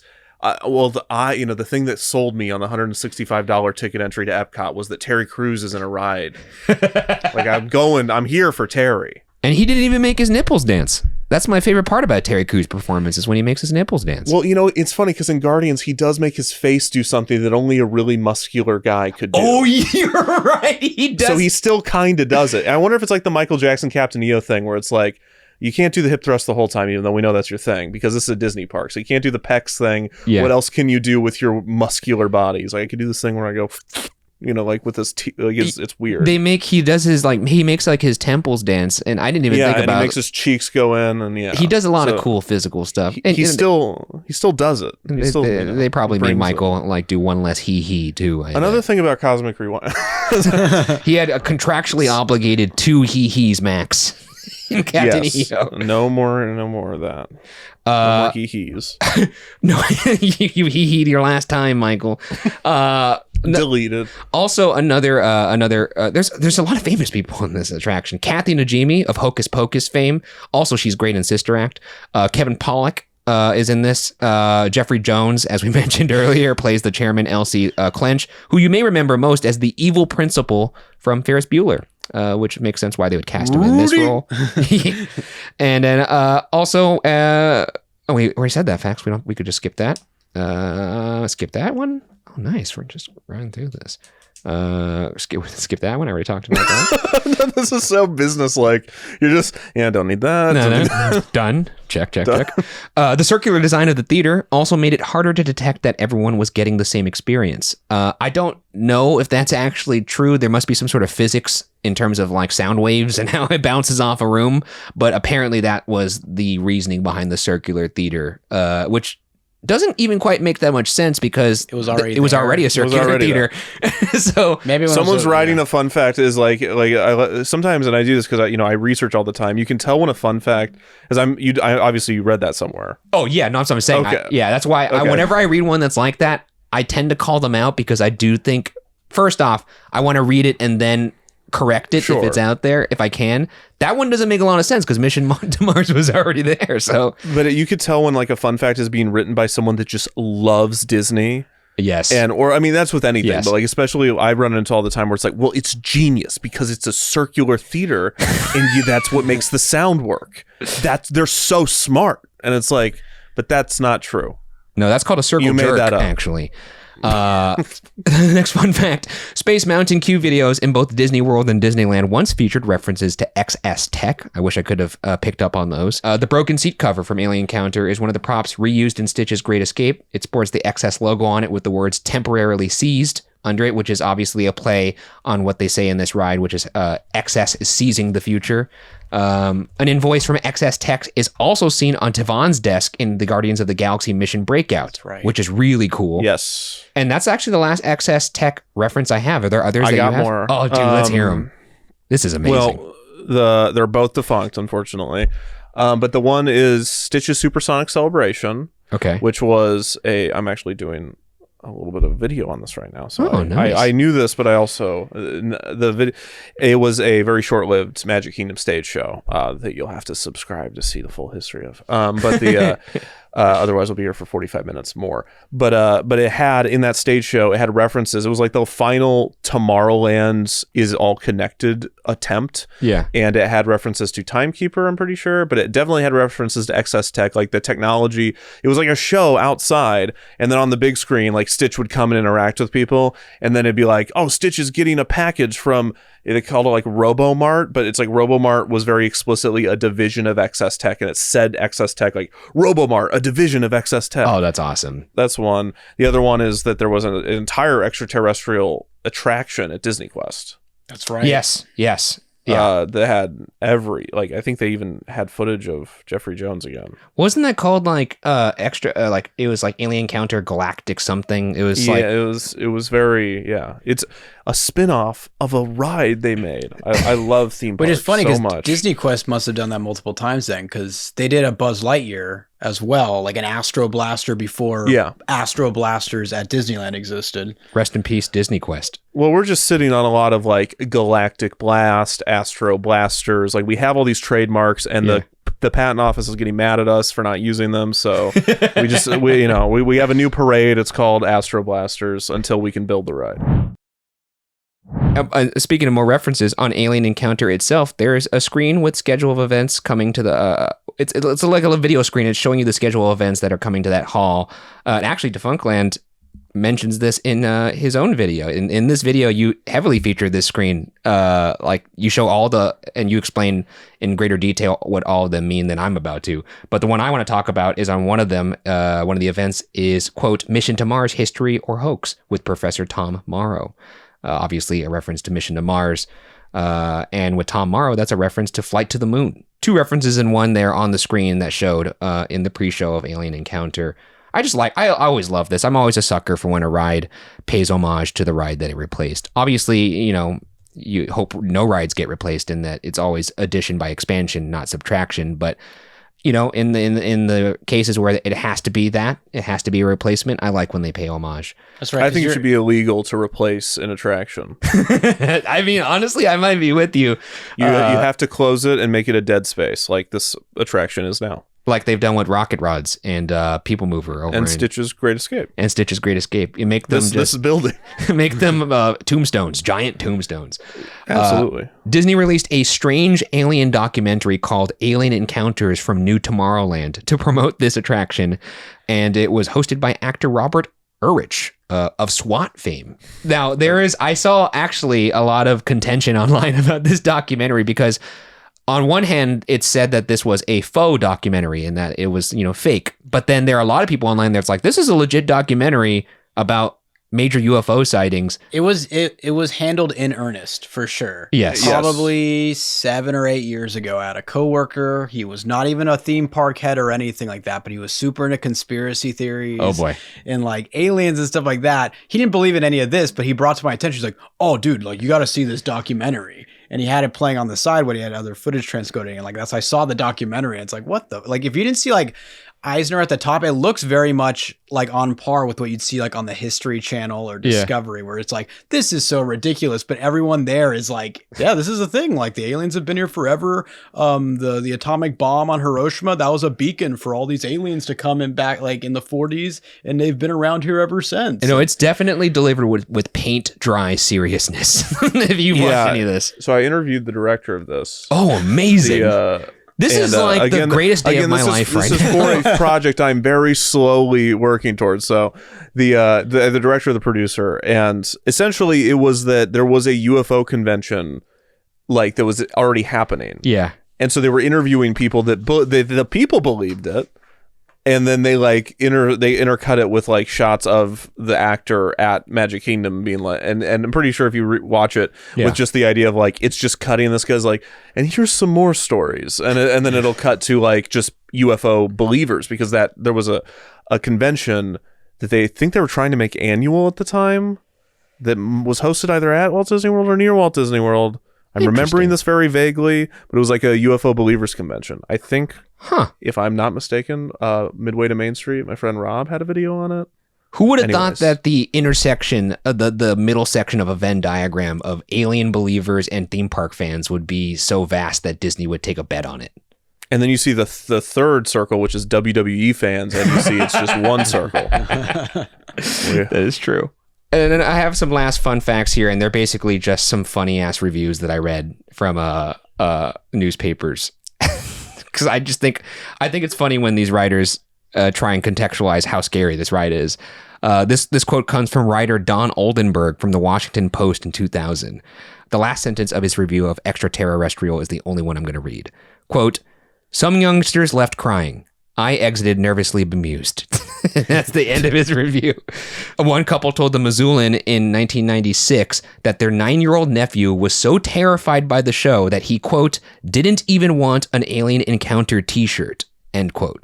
And if you have that must have been a big deal for him, I guess. Well, I mean, the thing is, if you have nephews and you go on rides, and I have young nephews, whether or not they like the ride, they want something from that gift shop, and they're going to ask you about it. So for like a kid to be like, I don't want anything from this shop, means this guy was not having a good time. Such a shame, because they had some great gifts. They did. They had. I could do 2 hours on just this Alien Encounter merch. Well, because they had like an action figure and a plush of the actual creature itself. You know how crazy it would be to own that and have that on the desk? Like if we had that on the shelves here in the Tiki Room, that would be amazing. I would opt for a Skippy.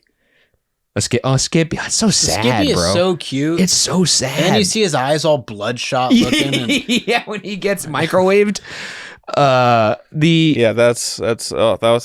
watched that pre-show and I get afraid on attractions, but I like it. Like I love the feeling of fear on an attraction, but that's just like, I'm not afraid. I can't believe you did this. It's so it's unnecessary. Fucking demented. Like it really is one of those like, damn, man, what were you thinking? And then the last thing I wanted to talk about really quickly is to just dispel a rumor that some people seem to think that the creature on this ride, it was repurposed and used over in Tokyo Disney Sea. That's my bad. I said this in a video at one point, and that is not true. You were right. Wait, you said that? I did say it. I said maybe. That's I think. hilarious. I hope I added maybe. I just found this through like my research, and then like I'd seen a couple people be like, "This isn't true." It is a staggering size difference. It's so similar in design, though. Its design is, I would believe they pulled out a drawing, but the size, like they have photos. Have you seen the photo of all the Imagineer or all the operations in the Imagineers like hanging out with the Alien Encounter alien? No, it's like they all have their arms around the alien. It's That's so good. The alien is like the size of a human. Its head is the size of a human head, but the one in Tokyo Disney Sea is like way bigger, I think. I went on the ride at Disney Sea and the thing looked like it was like 20 feet tall or something. But when I heard about that rumor, like it maybe inspired, like if you look at like the features of it, but the size not even close. One thing too is I don't even know if I'd want to pose with that alien. I'd be too scared of it. I have a thing with being next to animatronics. I feel like it'd be so scary. I don't know why that is. Maybe I'm just scared of robots. Watch too much T2. But moving on. This is actually a new section of this show, and it's the first time you guys are all going to hear it. It's brief, but we're calling it armchair engineering. We call it armchair engineering. One thing I would personally do to make this attraction even better, and I hate to say this because this is the first time we're premiering this segment, but I really thought hard about this, and it's really hard for me to think of anything I could do to improve this thing other than imagine what it would be like if they actually did use Alien and a xenomorph, and how hard they could go with that. I thought about maybe if they did turn this into a drop attraction. I don't know if you've heard of Alton Towers, but Alton Towers has a walkthrough attraction that is, I guess this is a bit of a spoiler alert, but it was said to be inspired heavily by Alien Encounter. They have a little theater where you watch this display, and then the entire theater drops. Is that the Nemesis like spinoff? It is. Okay, I've heard of that. It's so good. I think if you could add some sort of drop element to this ride, it would be incredible. Obviously, I experienced that, so I'm heavily biased by that. And maybe if you made this into maybe some sort of like coaster, like a themed coaster, I could see that being something where like you have this scary show and then you blast off, escape through the facility, something like that. But my only thing I could think of was, what would it be like if they actually had the xenomorph? I think you could do some really cool things with that animatronic, especially because it's so, I don't know how else to say this, but the animatronic is very horizontal spatially. So once it breaks out of that tube, you could have that animatronic craning its head over the audience in such a scary way, because the xenomorph is just so gross. And you could probably then bring back in like the sticky water for the spit and all that stuff. But that was pretty much all I had for this one. Obviously, we'll have better responses for that section in the future. Kevin, is there anything you could think of that you would change on this attraction? I mean, I think modern attractions are the ones that I feel like I could actually do. Why is the story progressing this way? But an attraction like that, where I think the appeal is its strangeness. Yeah. Like, I don't want to mess with that at all. I would like it to still be open, obviously. But I think one thing I will disagree with, though, I think like the thing would not want is I do not want the Fox version. Yeah, and I struggle with this too. I love the originality. I love that they made it all up. And I don't think you can do the xenomorph in the theater in the round and have it have the same effect. I actually have this in the good and the bad, that I'm very torn between loving Alien, loving the creature design of the xenomorph, wondering what an Alien attraction would look like, but also loving this attraction and original ideas and not something that's IP based.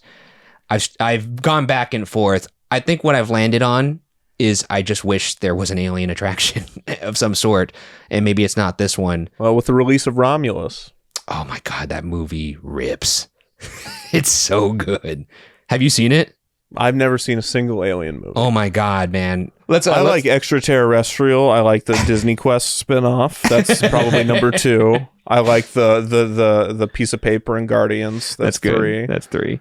And then number 4 is Stitch's Great Escape. By the way, did any of you guys do Stitch's Great Escape? I did. Yes. I could briefly say what I thought about it. It was fine. It was fine. I thought it was a bit much to have him fart corn dog into my mouth, but he does a burp in your face. I think it's it's gross. It smells awful, and apparently it's actually not that crazy. Oh no, I'm thinking of Figment. The fart that Figment lets out is just coffee scent. But in Stitch, I'm pretty sure it actually is I think chili dog. Stitch's Great Escape was the first attraction I was ever like angry getting off of. And I was like 16 or 17 years old or something like that. Yeah. And that was the first time I was like legitimately like, fuck that ride. Why? That was awful. No, because it was just a very insulting attraction. It is an insulting attraction. I do remember thinking, that wasn't a scary ride, but I could see how scary Alien Encounter would have been if it used this similar setup and leaned into it. Because I do think Stitch still scared kids, because there are parts of that ride that are kind of intense for kids. Let's move on to the good and the bad. What are the good and bad things about this ride? And feel free to add or argue with me on any of these, Kevin, especially in the bad portion. Starting with the first good, pre-show video. Very eerie. I've heard, actually, Kevin, you'd mentioned this in your video, and I'm curious if it's true. Adding to the eeriness of this video is the fact that they perhaps filtered in white noise to make you more uncomfortable. Is that something that you still think is true, or is it, because I've heard other people say this as well. I've also heard pink noise, whatever the. If I said it, then I'm sure it's true. No, gosh, first video. No, I don't know. I don't remember saying that. That's terrifying, actually. That I have no remember. I know I've spoken so confidently about this attraction, but I have no memory of saying that. So wow. If you asked me what I said on For Your Amusement, episode 1, and that's not even 8 years ago, I probably wouldn't have that much of a recollection, honestly. The pre-show video, incredibly eerie. Jeffrey Jones is a menacing dude. The quote, "If something can't be done with excess, it shouldn't be done at all," is a terrifying slogan for any company to have. If something can't be done with excess, then it shouldn't be done at all. So good. And not far off from what I feel like most corporations say internally, honestly. I think seeing these alien corporate beings with like xenomorph-like heads saying off-putting things like, quote, "Now I know some critics," this is actually coming from the chairman. He says, "Now I know some critics have implied that we are interested in the Earth soundly for commercial reasons, for profit.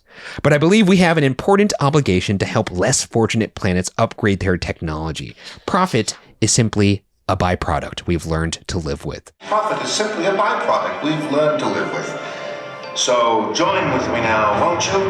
And together we will seize the future with excess. Hearing shit like that is inherently unsettling, especially when you are looking at these alien beings. You're already kind of distrustful of them, but hearing them say basically a version of "trust me, bro," is really smart and I think fun filmmaking. I know we're talking about a ride, but I do think that's fun filmmaking. Because you're setting up the conceit that I don't know if I could trust this corporation. I don't know if I could trust these beings. We're already going to see them do this crazy demonstration, and now they're going to do the demonstration on me in the next room. I think it's all plays really well. I also love that Clench, the chairman, he barely blinks in the pre-show. It's just something I clocked. I don't know if he did that on purpose, but the dude doesn't blink. I love the creepy, faux, happy corporate music that plays as you first walk into Skippy's room.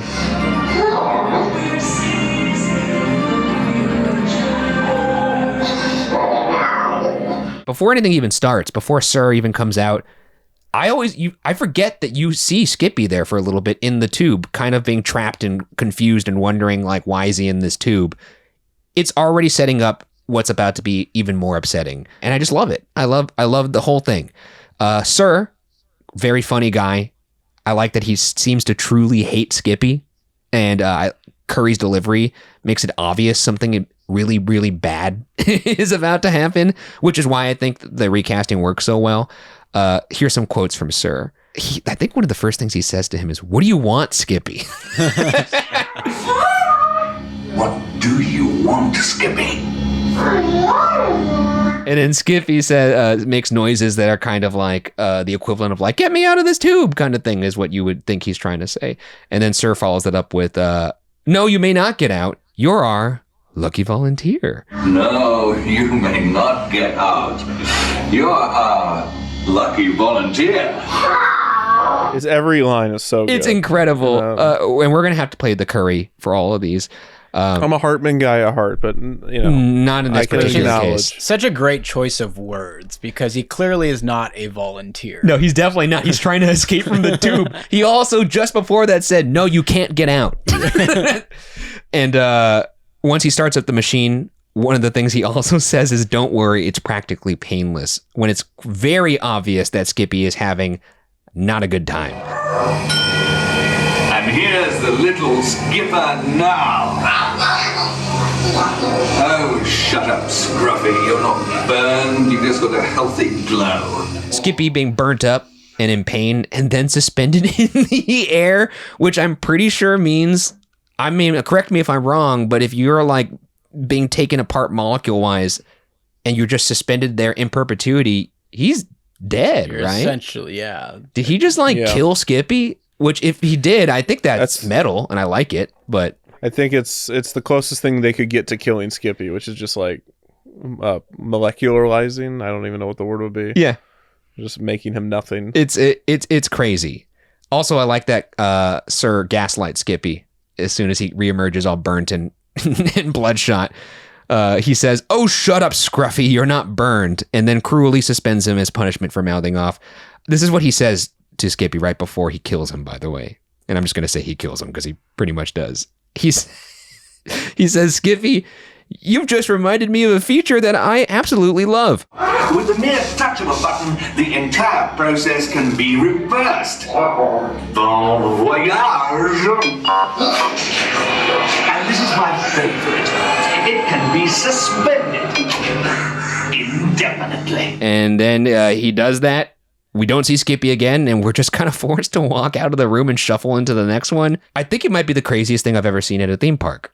I'm trying to think of anything else that he would even come close. Because most theme parks are geared towards families. You wouldn't see, like, I'm sure many kids were asking as they were walking into the next room, "Where's Skippy?" To which a parent probably had to reply, he's on vacation or something like that. Sora just has such a smooth way of kicking it under the rug. Yeah. I also love that it is like a demonstration of the technology you're going to see in the next room. Like it fits into the rest of the Tomorrowland story. Yeah. So it's just so funny to see like a mini version of the main show.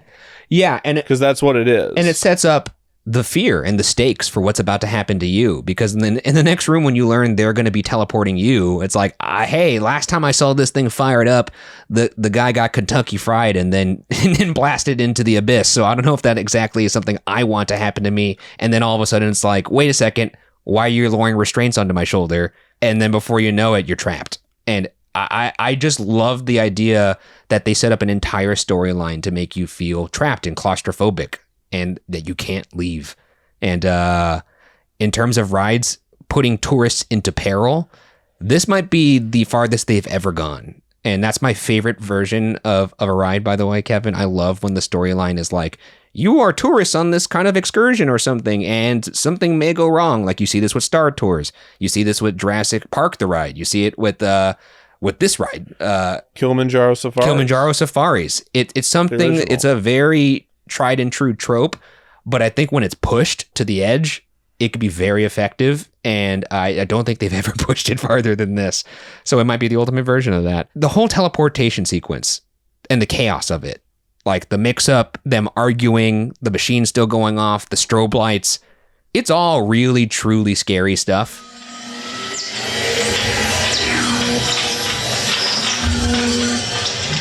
Ladies and gentlemen, live and in person, Chairman Ken. Oh, shit! Spinlock, since when does Clench have wings? Wait. It's an alien! And I'm so sad I couldn't see it. I love the creature design. I love that it's obscured by smoke at first, other than one of the things that you could see in ride POVs is the glowing eyes that kind of permeate through the smoke. Just crazy that they got away with this thing. The sound design in this ride, absolutely incredible. The 3D audio, even in POV videos, sells. Like you could buy that there's something kind of mucking about in the dark, and I could only imagine what it felt like when it was on your shoulders. I love that they feature a real cast member. with the flashlight. And Kevin, you had mentioned you talked to somebody about, or to cast members who had played that role up in the rafters, the people that get killed. Yeah, it was one of the rotation. If I'm remembering correctly, the Alien Encounter rotation was like, letting guests in the pre-show. The letting us in to that room, making them go to the pre-show was the second one. The people within the show itself, and then one of the rotations was being the cast member in the rafters. Amazing. And because there were 2 theaters, they had a big long catwalk. If I remember this correctly, that they had to walk from theater to theater. So it wasn't like you were sitting there for 18 minutes waiting for your one thing. It was like 9 minutes because you had to do it based on both theaters. And there was well, what they're not saying actual dialogue, they're just using the flashlight, right? Because the dialogue is pre-recorded. Hello? Hey! Hello? Is everybody all right down there? This is maintenance one. We've got major damage. What's going on in here? Just a blackout. Find the auxiliary power switch. No problem. You can find it at the end of the first bridge to your left. Roger. Yeah, and I'm pretty sure it's a flashlight on their head. I'm pretty sure it was like a helmet with a flashlight on it, and then they're like looking around, and then but they just go out and they come back. I don't think they're spraying water. Maybe I don't think they have physical water. No, the water comes from the seats in front of them. The seats in front of you, or the back of that seat has a nozzle that sprays you with the warm water. Yeah, but I could have sworn that they did have water. That would be crazy. To drop from above as if they were getting the ones getting mauled. I think that was accomplished by the spray in front, but I wish your version was the effect was, but I feel like they also did that though. That would be awesome.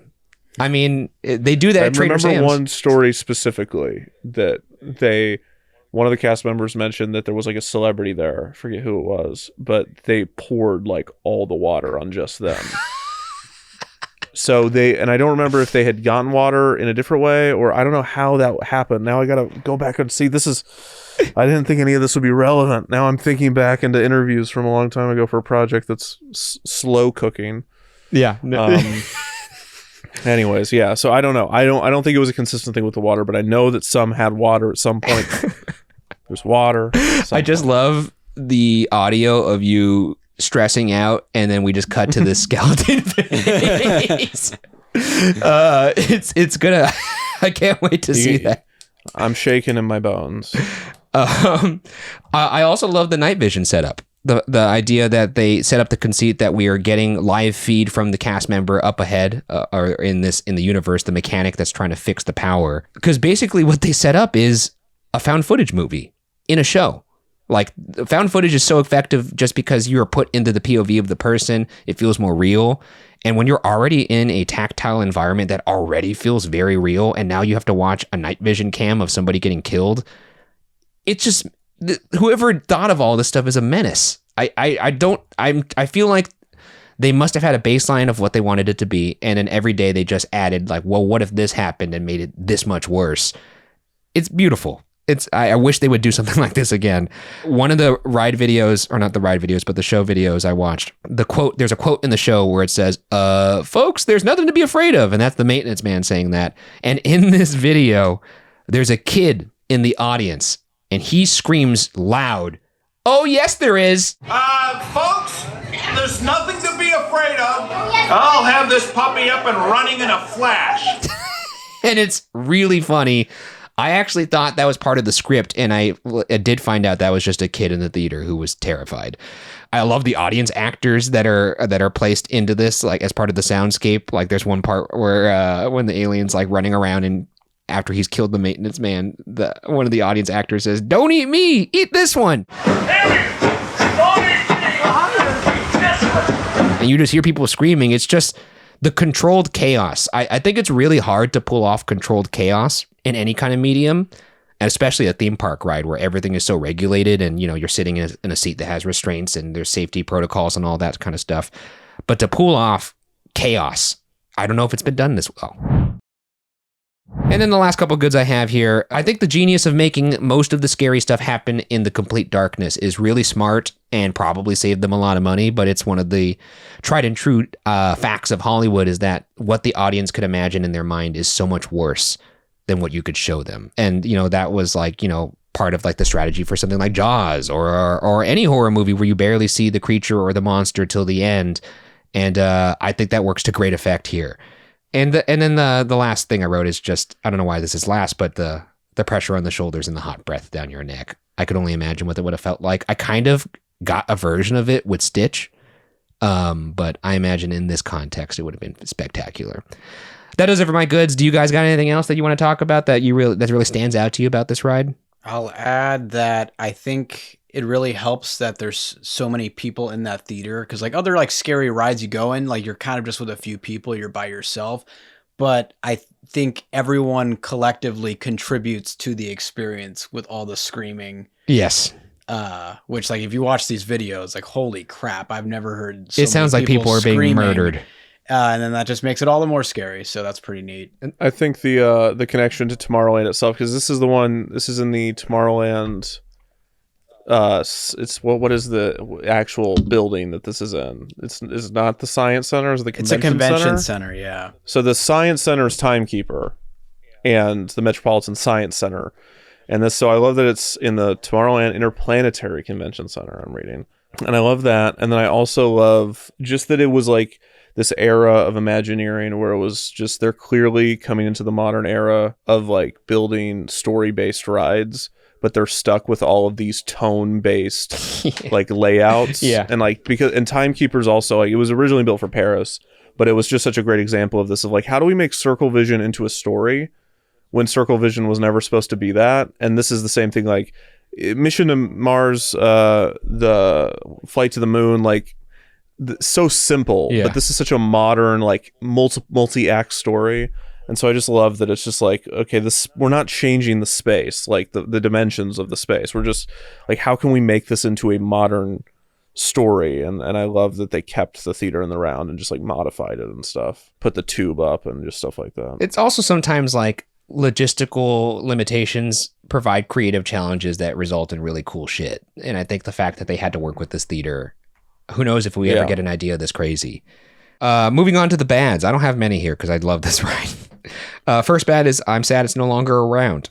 The second bad is I'm not sure that I love the plot point of Clench being like, hey, why don't you send me instead? That way I could be the one to talk to everybody and I could meet everybody at the same time as opposed to just one person meeting me. That to me felt inconsistent with his evil character.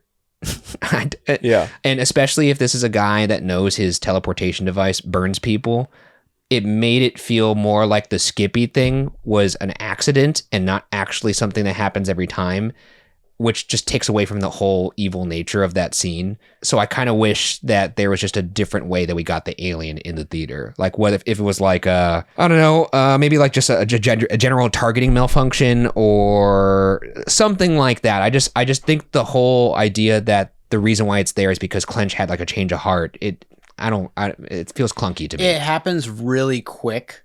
Yeah. I agree with you on that. Cause out of nowhere, like I don't mind a twist, but then all of a sudden, like from him going, oh, like, you know what? Like we can only bring one of you here, but if I go to you, you could all meet me. Yeah. And it goes from that to, oh shit, we lost him in space. Oh, like there's like, I don't know how they track him, but they're like, oh, there's a life form. That's gotta be him. And then they like, but I feel like that transaction happens so quick that I don't know how much of the audience was actually grasping how the alien actually got into the room.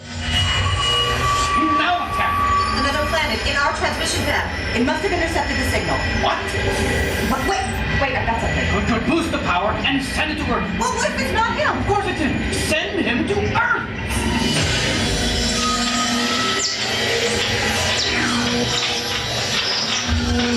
Yeah, I still think you could have the chaos of the malfunction without him switching. I just feel like him switching his motive, it disarms the Skippy scene in a way that I don't like, because it makes the Skippy thing seem like an accident as opposed to him. Like if it was the opposite and he knew that every time someone teleported they got burned, he wouldn't be the first person to volunteer. So like I'm stuck on that. That's the one thing that I'm not really a big fan of.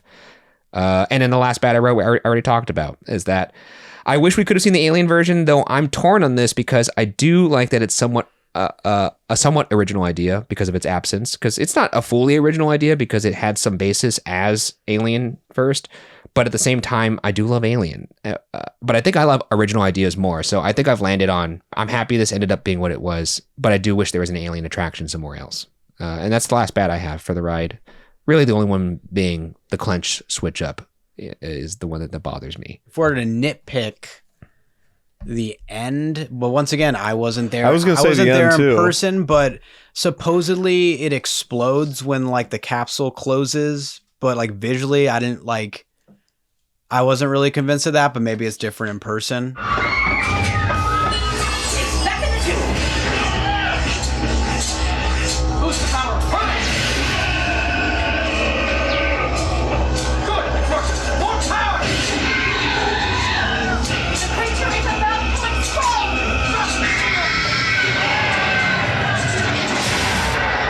The end has always felt weird.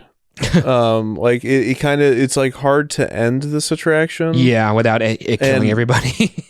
Well, right, because it feels like that's what should happen. Yes. Like just tonally. Yes. But you can't do that. And also, but like there's the one that went into the ride is what that Clench gets just like he's like midair, right? He becomes Skippy as well. Like he does what Skippy does.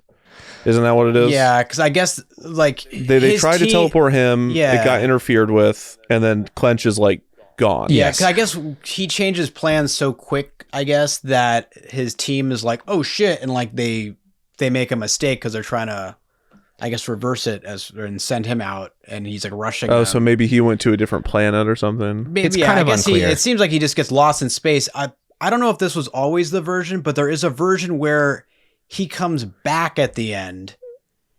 Yeah, and he's like, and he's stuck, and he's like really pissed off. And since they're afraid of whatever he's going to do to them, if he gets out of the capsule, they just suspend him. They're like, oh fuck this guy, and they get rid of him. I'll have you out of there in 2 seconds, sir. Then I can wring your neck. When you say wrong signal, of course you mean... Yeah, it could have been anything. Nah. Could have picked up another alien life force. Yes. Which is just masquerading as our chairman, which... Good point. One thing we've learned about these aliens is that you cannot be too cautious. Absolutely. Ooh, well, whatever it is, it sure wants out. So... out it goes! Uh-oh. Made it. Well, you see, there you have it. But I don't know. Don't they? But don't they close the shield and they like he's in the shield like banging on the shield? You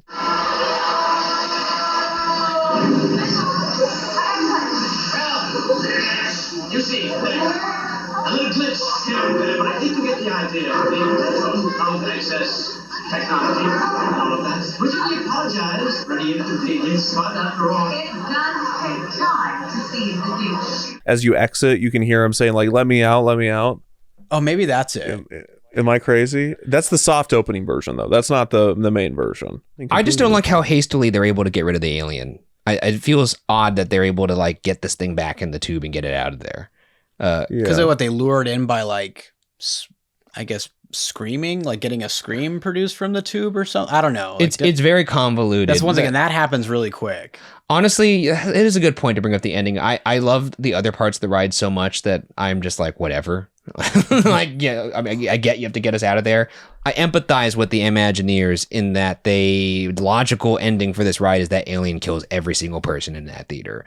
But they couldn't do that. They've already gotten away with killing one person, which is insane to me, by the way. So they kind of had to just be like, all right, I guess we get him back in the tube and send him back somehow, and that's that.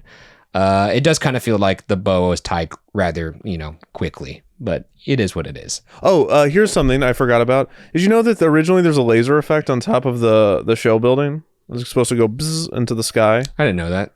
Like Independence Day? They had to shut it off because I think they had to shut it off because it was like not approved by the FAA. Yeah, makes sense. I imagine that. Or it didn't work, or I don't know. But if they have a height ordinance, I can't imagine that they're going to be chill with you blasting a very high-powered laser into the sky. Oh, I found it. Originally, Clench was finally beamed to the theater as the exit doors opened, but was trapped in the teleportation tube. Okay, so he's left in there. And then I think you would hear him pounding as you left, because the blast shield goes over the tube, and then he gets teleported into the tube. But that only ran until what, January of 1995? Yeah, it was only the soft opening version. In the final version, he's just like gone. He could be teleported to another planet, or he could be suspended. It'd be cool if they had him suspended, because that would make the Skippy scene make more sense. There'd be the bookend on that. That would make sense why they showed you Skippy being suspended, which would be awesome, because then it's like we killed that. Yeah, that it's like payback. Yeah, it's a good payoff. It's time to move on to the world-class tests. This is a rubric of 10 tests painstakingly devised by Byron and myself to determine if an attraction is world-class. To receive the highly coveted world-class pass, the attraction must pass 7 out of 10 tests. A score of 6 out of 10 leaves the attraction up for debate for world-class pass standing, and anything lower than 6 out of 10 is an automatic fail. This is the grand finale of this podcast. Very excited to do this for the first time on this new channel. Let's get into it. I'm curious how this is going to score, but it's world class in my heart, so let's just start with that. Test number 1, the average tourist test. Would the average tourist have a hard time getting on this ride? Is there a long wait, or is there a complicated queue system? I think it's. I mean, if you have the guts to get on this ride, then no. sure. But I feel like as an average tourist, I feel like it should fail this one, because the average tourist would probably be so afraid of it. Fair, but that is it's about the physical. It's about the physical. It's about like how hard. If you want to experience this attraction, can you do it? Oh well, then yeah. This is I suppose. Yeah, there's not a lot of demand, but I will say that when I went in the year 2000, when I was really young, what kept me from going on this attraction was this is when you had when you actually used paper maps. And you could look at the attraction list. They had that photo of those guys with those restraints over their heads screaming up at this alien. And I looked at that and I was like, nope, I'm definitely not doing that one. I want to stay away from that ride. Not for me. But I mean, I guess in the spirit of this test, if you want to do it, it's easy to get on. No, I think so. I mean, and also it wasn't, not many people were waiting for this because of that. So, because of the fear factor. So yeah, this would be very easy to get on, which would be sweet for me. But that's a pass, 1 for 1. Test number 2, the Leslie Stahl test. Would you be willing to wait 60 minutes for this attraction if you've already been on it at least once? Or if everything in the park was 60, would you wait for this? I have to be very honest with myself here. If I had been on this attraction already, would I wait 60 minutes to get on it again? I don't know if I would. The only reason why I'd wait 60 is if like it magically like came back from the grave and like you got one day, you got to wait an hour. I'm like, oh, definitely got to do it. But apart from that, I'm not giving it 60 minutes. Kevin, have you been on this once? Would you wait 60 for it? If it was a consistent thing, like, and wasn't a walk on or like a 15 to 20 minute wait, because that 60 minutes means that's a long time. It's a long time. Means that, well, there's also a lot of people in line, and the actual queue, the true queue for this is mainly outside. Yes, it is. And that's rare for Florida, at least. So no, I would say, I think if I'm being honest, I wouldn't wait 60. I wouldn't. I love the ride. I haven't been on it. Obviously, I would love to get on it, but even if it was transported back to life, I don't see myself regularly waiting 60 for this. So I'm going to actually fail this, I think. Damn. All right, moving on to test number 3, the smartphone test. Does the queue of this ride have enough to keep you off of your phone? I mean, we just kind of talked about it. Not really. There's not a lot to this queue. Granted, the pre-show room with Skippy, you could consider that part of the queue, but given the fact that this is a show, that feels like part of the show. But the true queue, I don't know. That's a little tough. What do you think, Byron? There wasn't usually a wait for this, but yeah, I guess if there was a queue, I have to say it's not a pass. It seems like everything that starts with the pre-shows and stuff, excellent. Yeah, but that feels like the start of the show. Yeah, and because there's not really any, like, every great pre-show that we've talked about on this podcast, like Rise of the Resistance, or like even something like Dinosaur, there is a line before there, and it's usually has some theming, and this is just pretty much, like Kevin mentioned, you're outside. It's a great view. I mean, if the wraparound queue, if it goes where I think it does take you so you can see the castle. It's pretty sweet, I guess. It's a nice, I mean, if you're going to be outside in Florida, it's better than like Remy's outdoor queue. Yeah. Which I guess has shade, I guess, which is nice. But it's just not in the world, though. It's not getting me ready to see Skippy get tortured. And I'd like for that to be the case. So I think there's not enough here. It's confronting you with the juxtaposition of that torture and the magical kingdom you're in. You're forced to go into the most picturesque angle of the castle there is. I mean, because I think it's closed. You can't even get to that angle anymore. You know what I'm talking about? I do know what you're talking about. I think it's a valiant effort. What you're presenting here. Okay, fine, fail it. But I do. How many does it need to pass? It needs 7 for guaranteed and 6 to debate it. So I think we're gonna be fine. I think we could fail this. What do you think, Byron? It's not. I think we could fail. Just be honest. If you think it's a fail, you fail it. It's a fail. Yeah. Hey, don't try and high road me. All right, we're failing it. That is 1 for 3. Moving on to test 4, the Tony Stark test. How innovative is this attraction? Does it push theme park tech forward? Interesting. Is there anything in this that is like particularly advanced in terms of like how have we seen parts of this ride appear in different rides in the future? No, I don't know. I don't think so. I mean, all the effects are pretty practical. Like the teleportation tubes is just fog and then switching up like whatever in the tube when the fog clears. You don't think that like the restraint system and the soundscape is like I guess the 3D audio is somewhat advanced, but I can't imagine this is the first ride to ever use 3D audio. What was the MGM Studios attraction where like you get your hair cut? Wait, what? I don't think I've ever heard of that one. What is that? Do you remember that? No, I don't. What is that? Oh no, let me think if I can think of it. So there is like, well, is it Drew Carey? There's that one. I mean, there's the Drew Carey Sounds Dangerous, which is the audio show, but isn't there like the MGM Studio? It's where that Potato Land thing is now. MGM Studios binaural audio haircut. You can keep talking. I'll look for it. Soundsations booth. Soundsations booth. Yes, binaural haircut, ear to ear. And the best part about binaural attractions, if I'm pronouncing that correctly, is that you can still experience these in the way it's supposed to be experienced. Because you just need like left and right microphones. We're all wearing them right now. Yeah, exactly. You can listen to getting your haircut in binaural ear to ear. In fact, this was posted 10 years ago in the ASMR subreddit. I'm sure it was. The Soundstations booth recording. So yeah, when did Soundstations open? 1 sec. I wonder if they have that for Alien Encounter, like the clean audio, so that you could experience the binaural. Oh, am I pronouncing that right? Binaural. Binaural.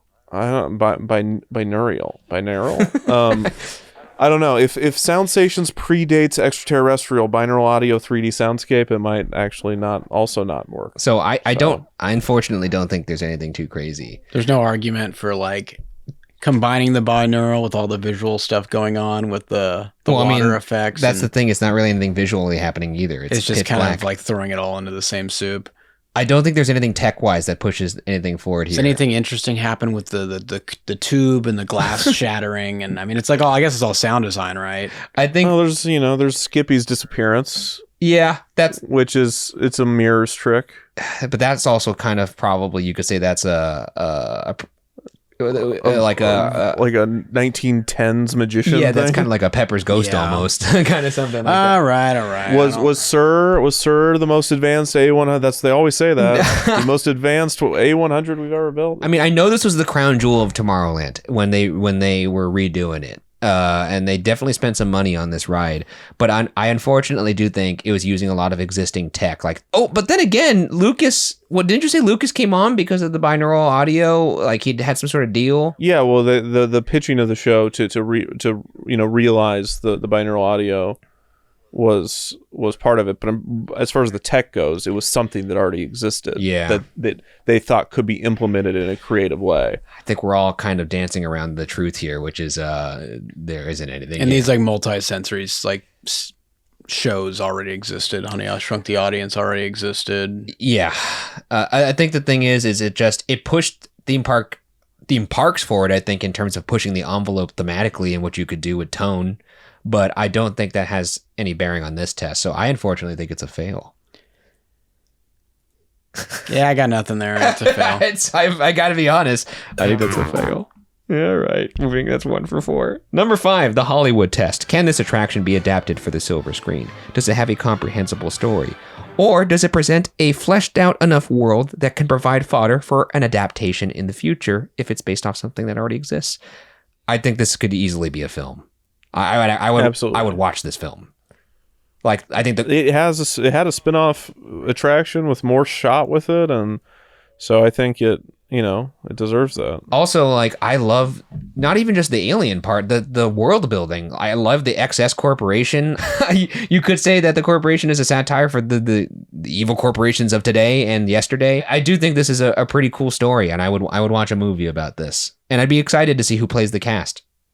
That would be a fun thing. Willem Dafoe, make him the clench guy. He's something of a scientist himself, you know. I like that. 2 for 5. I'm passing it. I'm passing it out. It's a slam dunk pass, yeah. Moving forward, test number 6, the Simpson test. How likely is this to be replaced with something new? Ha! Well, 100,000%. It already got replaced, so that's an automatic fail. That's brutal. 2 for 6. Oh, this is brutal. This is making me kind of sad. Throw out your entire ranking system. Start over. Test number 7, the signature moment test. Can this ride hold its own without its signature moment? Is it a one-trick pony? I don't think it is. I think there's a lot of layers to this ride. I don't even know what the signature moment would be. Yeah, exactly. I mean, in the sense, like, you could say it's when the alien appears. You could say it's when the alien kills that guy. You could say it's when Skippy is, I guess, killed, if you want to call it that. Seems like a whole lot of after awesome banger to me, after yeah. banger. It's banger after banger for me. So I think this ride has plenty to offer and definitely surprises you when you think it's not going to go any further than it does. So I think this is a pass. Nice. 3 for 7. Moving on. Let's get into the last 3 tests. But before we do that, let's once again thank our sponsors. All right, and we are back. Let's find out the fate of this attraction. We have 3 tests left. It's sitting at 3 out of 7. That means it has to pass all 3 for us to debate it into world-class pass standing. And if we could do that, I feel very safe. But we have to see if it gets there in earnest. Test number 8, the premature detraculation test. Does this ride finish too soon? I think it's perfect. The ending is weird. You could say it's rushed, but I think that's also just because of the circumstance. 18 minutes for a show, pretty damn good. That's including pre-show, right? That's including pre-show. Yeah. I was like, you're not in there for 18 No, you're in there minutes, for 12, I think. Okay, yeah. That it passes. Yeah, I think this is an easy pass, honestly. Yeah, I'm sure a lot of people wanted to finish. Can't wait to get out. Yeah, because they're trapped. Can't end soon enough, so... Pass. Moving on to test number 9, the exit hall test. Do you see people be physically excited getting off of this ride? Do they have that bounce in their step? Oh, yeah. I think they do. I think they're terrified and they can't wait to get out of there. Or I think they've been affected for sure. Oh, for sure. They are walking different when they leave this building as opposed to when they walked in. Whether that means they're scared or they thought it was the coolest thing they had ever seen. There's only one of 2 reactions, and both of them are excitement. I think it most definitely instilled you with an energy that you'll take into the rest of your day. Easy pass. I think so, too. Yes, pass. Moving on. Test number 10, the final test, and we're at 5 for 9, so we got to pass this one. The fine wine test. Has this ride aged well? Has your opinion of the attraction appreciated or depreciated since your first experience? Or if it's a new ride, do you believe it will age well?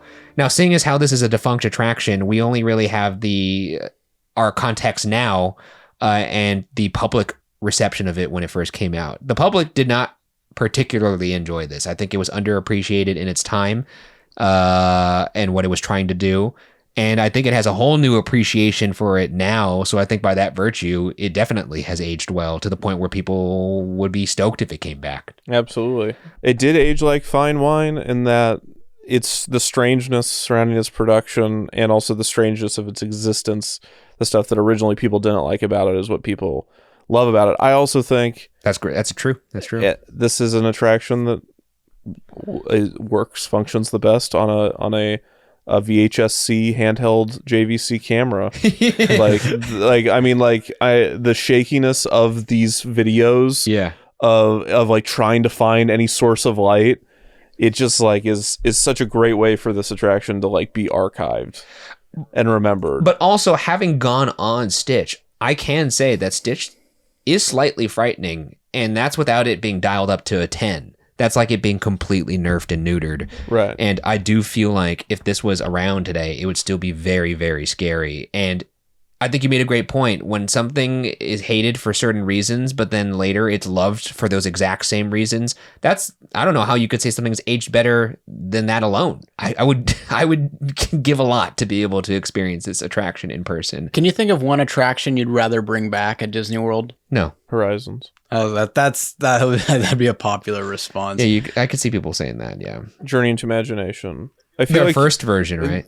Yeah, I feel like there's a lot of attractions at Walt Disney World that you could bring back that just have a lot more things than this. I feel like the unattainability, I feel like if I was a rich person, yeah, if I truly had money, I could build this ride. You probably I could get there's source video that exists out there of I could project the screens, I could hire someone to do the flashlight thing, I could simulate this experience. But I could not build Horizons in a million years with billions of dollars. It's just, you're not going to be able to fund and develop that. You know what I mean? That's my litmus. I think that's my test. I think that's the purge test. Where's my button? Yeah, I think that I could see the value in what you said there, but I think what really is attractive to this ride to me is the very nature of it existing in a Disney park, in a theme park, just in general. Specifically Magic Kingdom. Magic Kingdom. And I understand that. I think even though you're right, it may not be the most technologically advanced in that sense, that I do think a rich dude could probably just build this if he wanted to, pull a John Hammond and just go for it. But I think Horizons, if it comes back, it marginally moves the needle for park heads. For normal people, for park heads, people would be stoked. I would be stoked. But for the normal folk, I don't think that would move the needle that much. But if this got brought back, not only would it delight park heads, but it would continue to terrorize the public, and it would be news. Yeah. I think that's as good of indication as any, is that this thing has not lost its fastball. It still would be making headlines today.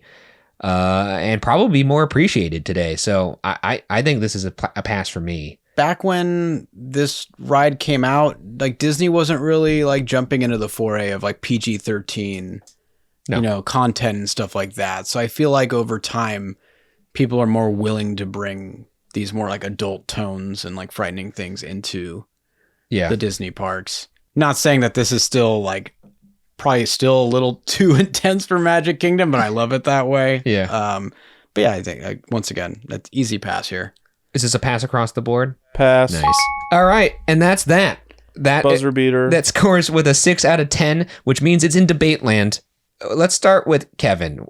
Do you think this is a world-class attraction? Why or why not?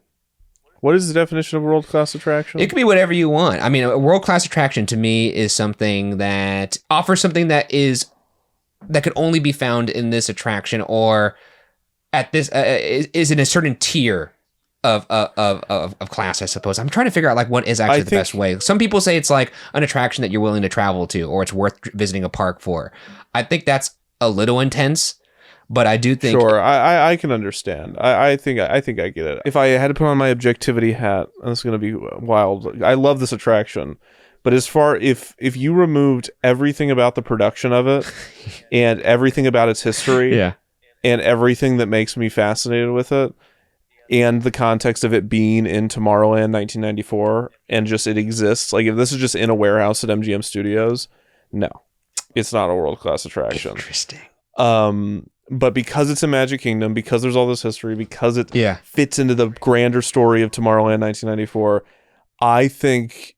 For me it is, but I just don't think that's but I'm weird. I think for me it is because I'm weird and I love this stuff. And I think as far as the defunct attractions pantheon goes, it is world class. It's S tier or whatever you want to call it. Of the defunct list, it's number 1, number 2, it's in the top 3 of just amazingness. But that's because when it's defunct, you take into account all of its history, the reason it closed, the reason it was built, that all exists much more close to the actual experience. But I think, I don't know. No, I know that might be controversial. It's surprising. So that's a no for Kevin. What about you? Is it? I guess it seems like a no, right? If you had to go yes or no. I don't know. I think I don't know. I think I'd have to be honest with myself. If it existed in a vacuum, yeah. I like if you ask me Space Mountain, a world-class attraction, it's like, yeah, of course. Yeah. But this one, it's like I have to like be objective to the average theme park goer, and so, and I don't know. But I also think it's great. It's like I just don't think the average theme park goer would appreciate the things I love about it. That's fair. It has an incredible script. That's fair. Yeah. But I don't know. Maybe I'll vote abstain for now, and then if I have to be the tiebreaker, so I want to hear you. Byron, what do you say? Oh boy. I think this might be a situation where it's like you don't know what you have till it's gone. However, I think if it existed today, we wouldn't consider it a world-class attraction. Oh, I think, my God. I think part of the novelty is that it's not here. Yeah. And we can only look at it through someone else's lens. Yeah. Hear it through someone else's ears. And I think that kind of creates this extra sense of, of like wanting what you can't have. Yeah. Yeah. I guess someone who would have a better answer is like someone who used to go on it. But once again, it's just one of those things like it's not here anymore. And if I were to like pretend that it was here, I feel like that novelty could die pretty quick. And then in that case, it would fall right into where it is, that 6 out of 10 that kind of falls into that pocket of how I feel with like, let's say Mr. Toad's Wild Ride, where like I love it for how weird it is. Yeah. And like, I can't believe they went there. They sent people to hell. Like they fucking brought an alien and killed this dude with the flashlight. So I could still love it, but I would say that it is not world class to me. You son of a gun. I'm sorry. You're going to do this. All right. If I have to be objective, I think it's a very valid argument that if it still existed today, if it still existed today, that you probably may see a world in which it would not be world class, or at the very least would not be perceived that way by the average theme park goer. Here's what I'll say in opposition. I do truly believe that if this ride existed today and continued that existence from when it opened till now and wasn't brought back or anything like that, I think that's the fair way to judge this thing. And that way the novelty factor is gone. I still think that it would stand as, at the very least, a top 5 scariest attraction in the world.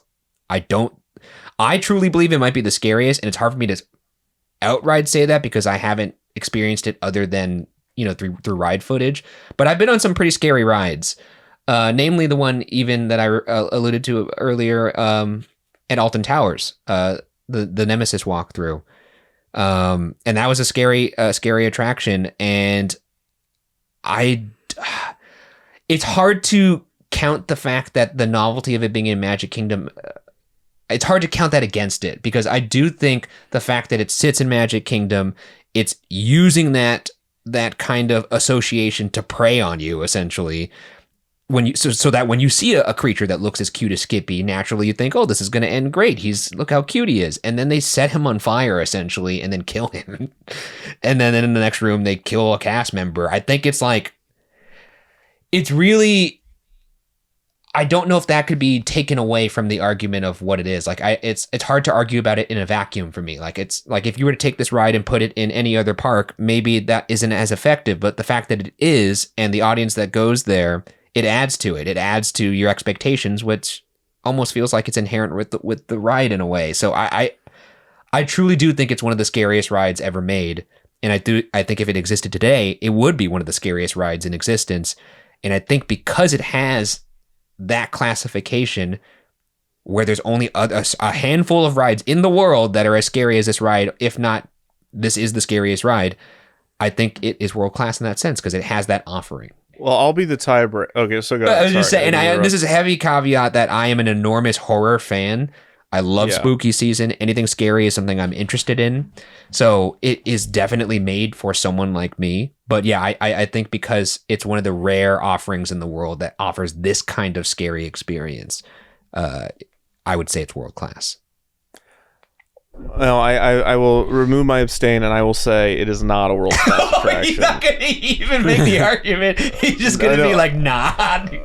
No, it's not. And the reason is, and I thought about this because I was like trying to think about it, like, because I was like, I had nothing bad to say about this. Yeah. Even though the attraction itself is not perfect and does not do a good job at multiple points, so much so that they had to change it and try and fit. And it is not like. It's not like everyone at the end of this experience that worked on this was like 10 out of 10, no notes. Like there was so many ideas of how to make this. What I think the reason it's not a world-class attraction is because it's such a black sheep and it doesn't want to be, and it feels like such a outsider in the whole pantheon of like theme park attractions. And I like that it functions outside of the mountains and the classic dark rides and the Tomorrowland stuff and Monsters Inc. Laugh or Timekeeper, like all this stuff that you can totally see. Like I like that this is so like not against it, but so separate from it. Like I don't want this to be in the same category as like I want it to be its own like obscure like cult classics. It's not world. It's not world class. Because that's why it's awesome. That's the hard part. Is it does truly feel like one of a kind.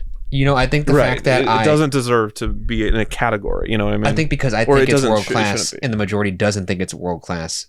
That's what makes it a cult classic, perhaps. Like it's like in that sense of like, I don't think you guys are outright disagreeing with me, but I could see what you guys are saying. I think because it fits in this category, that's a pretty unoccupied space in the theme park world. It is, but I could see how, you know, the average person walks in here and is like, "What the hell is this?" kind of thing. I do think the script is incredible, though. And Kevin, you said that too. I think it's great storytelling. It's great writing, and it's very funny and very and when it's lampooning corporations, it's legitimately smart humor. And that's why it's like it's in this giant corporation's like money pit. That's why it feels so. It's like when I say like remove it in a vacuum, is it good on its own? I think it is. I don't think the public would, but it's just like this is so like it's snuck in here somehow, and that's why I feel like it's a legend. I think it's a legendary attraction. I think it's world class. I don't even know what that. I guess there's 10. It means 10 things, and it's 6 out of 10. And the irony too of it, kind of poking fun and thumbing their nose at corporations when it's inarguably maybe the most evil corporation of all, is really funny to me too. Doritos? Yeah, Doritos, exactly. Frito-Lay. How could it be profitable for Frito-Lay? But I do think that how could that be profitable for excess? I do think that it is incredibly funny, and you know what, I'm okay with that. 6 out of 10. I think that's a little harsh, but I do think it's fair. I think it's a world-class attraction. It is not, and that's that. Sorry to all you Alien Encounter heads out there, of which I am one. Which we are. And you know what, we all are. I feel like that makes it part. Like that's part of why I enjoy it even more. That's fair. Not being that's fair. That's fair. I think you guys might be right. I don't know. Either way, that does it for this episode. Thank you, Kevin, so much for joining us again on the show, gracing us with your presence and your knowledge. This was a great nerd out session, honestly. Yeah, well, thanks for having me. I love ExtraTERROrestrial, and I love talking to fellow theme park nerds that appreciate it. So thanks for having me on again. No, of course. And anything that you have coming down the turnpike that you want folks to be looking out for? I guess I shout out my podcast, Where We Parked. It's a theme park podcast where me and my friend Jack have late night conversations about theme parks. It's very obscure topics. Amazing. And it's very casual hangout type content. So if you want to go down like really weird rabbit holes about theme parks, like stuff that you don't know about or I don't know about, so I assume most people don't know about, you can find that if you go to defunctland.com. It's on the homepage and you can get all the links there. But and then also just I got more Defunctland stuff, working on videos all the time, so they take forever, but I'm working on them. They are worth the wait. No, I appreciate it. For that's very kind. Whatever reason, if no one has seen these videos, I'm sure you've seen them by now if you're over I here. make theme park history videos on youtube.com/defunctland. But yeah, defunctland.com has like the links to everything, and so yeah. Man, that's is that a new podcast too? I'm gonna check that out. Yeah, so the way it works is we record really late at night because he just comes over on Saturday. We hang out on my couch, and then we just like trash 90% of what we do because it's like just like nothing. But then that 10% or 5% of the time, we'll find this rabbit hole of just theme park history. Like we have an episode on something very obscure in Epcot. We did an episode on Gatorland. Oh my God. We did an episode, just really niche, bizarre things. So that's fun. So it's called Where We Parked. There's only 2 seasons out. The 3rd season's coming out pretty soon. 6-episode seasons. So I'm gonna definitely check that out. That sounds awesome. You got to check out Palm Talk and learn all about the palm tree watching community at the Disney parks. So you got to check out our Palm Talk episode. I know you might be saying that in jest, but that sounds genuinely exciting to me. Oh, it's fascinating and like yes, it's weird, but yeah, the episode Palm Talk is the most recent one that we released, and it's a good starter. Incredible. Thank you again for joining us, and I guess this is where we're going to say goodbye to you, and then we're going to explain we're going to go into the next part of the show for everyone else. But I guess we'll see you later. Thanks again for having me. Yeah. Take it easy. Later. All right, I'm going to hang up. And he's gone. Bye-bye. Goodbye, Kevin. Disappearing act. He's a magician, a man of many talents. Okay, well, although that is a goodbye to Kevin for now, for you viewers and listeners who have been asking us whether or not we're going to start a Patreon or provide another place for you to further support the show and help it keep going, we are thrilled to announce that we finally have a way for you to do so. And fret not.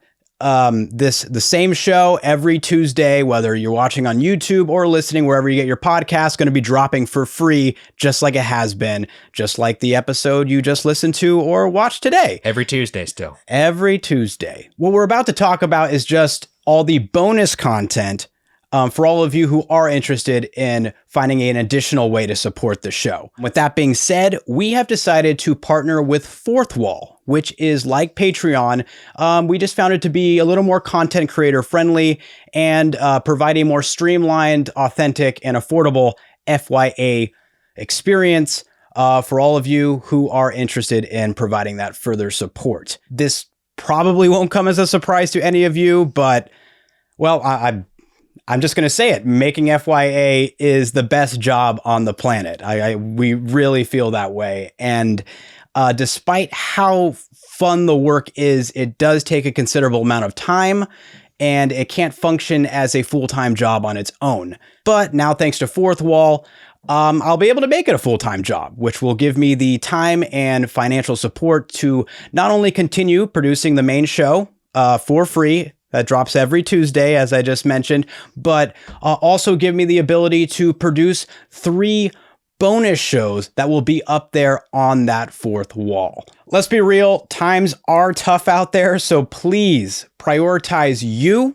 If it doesn't make sense to further support this show on our Fourth Wall, we are already beyond stoked to have you supporting us here for free on our main episodes. So you do you, and for those who are interested and who have asked for us to provide an additional way to support, thank you. I can confidently say that we would have never had the courage to take this step without your request for us to do so.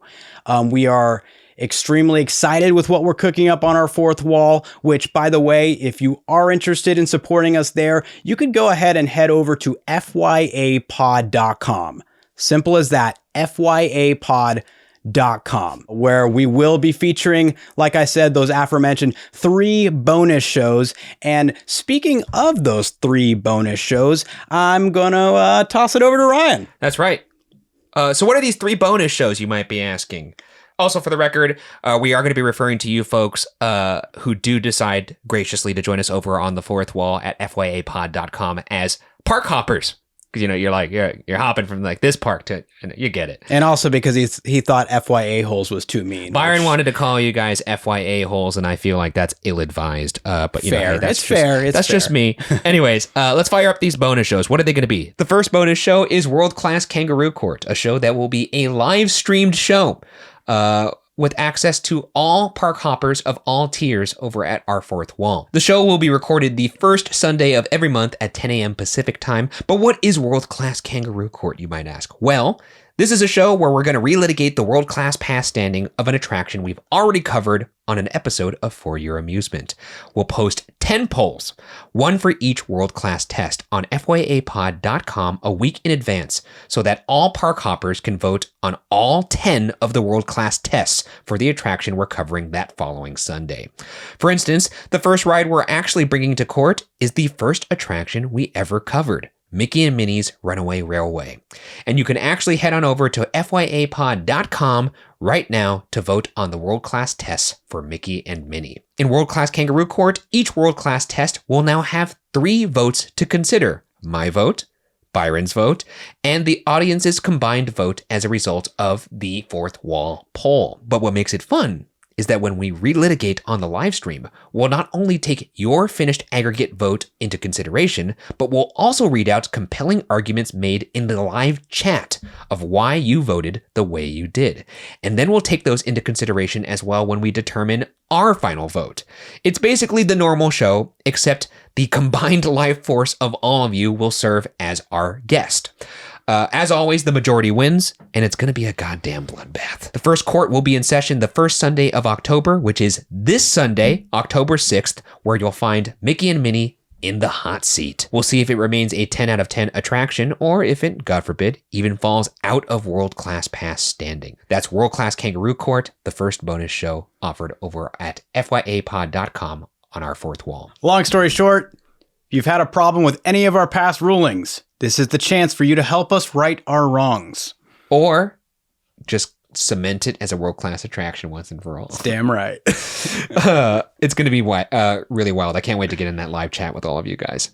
And record the episode live. We're going to see how that's going to go. I'm stoked. The second bonus show is the FYI pod. This is our monthly current events pod where we update and provide commentary on current theme park news, but it's also a pod where we'll discuss anything that we're really jonesing to talk about in the theme park universe, current or not. And that show will air the second Monday of every month over at FYApod.com. The third and final bonus show is Byron in the Parks. Great. A live stream. This is a live stream where you can't see great and it's going to make people think you're hating it. No, I'm kidding. I'm pumped, dude. All right, let's do it one more time. The third and final bonus show is Byron in the Parks. This is a live stream where you can hang out and walk around a theme park with Byron. That's me. That's right. The third Sunday of every month over on our fourth wall. And you know what? Maybe I'll pop in every now and then if I'm not hunting ghosts or something like that. You could join our fourth wall right now over at FYApod.com, where you'll see all of this breakdown in writing, because I know that was a lot of info. And remember, the fun starts this Sunday at 10 a.m. Pacific time, where we'll be holding our first world-class Kangaroo Court, relitigating Mickey and Minnie's Runaway Railway. But for now, that officially does it for this episode of For Your Amusement. Thank you to all of you guys who have been listening, watching For Your Amusement this past year. We truly could not have gotten to this point if it wasn't for all of you guys supporting and watching and listening. And we're really, there's really no other way to say it. We're grateful for the opportunity to talk about rides with you guys in this space. And we hope you guys join us over on our fourth wall to help us continue doing so. But if not, totally fine.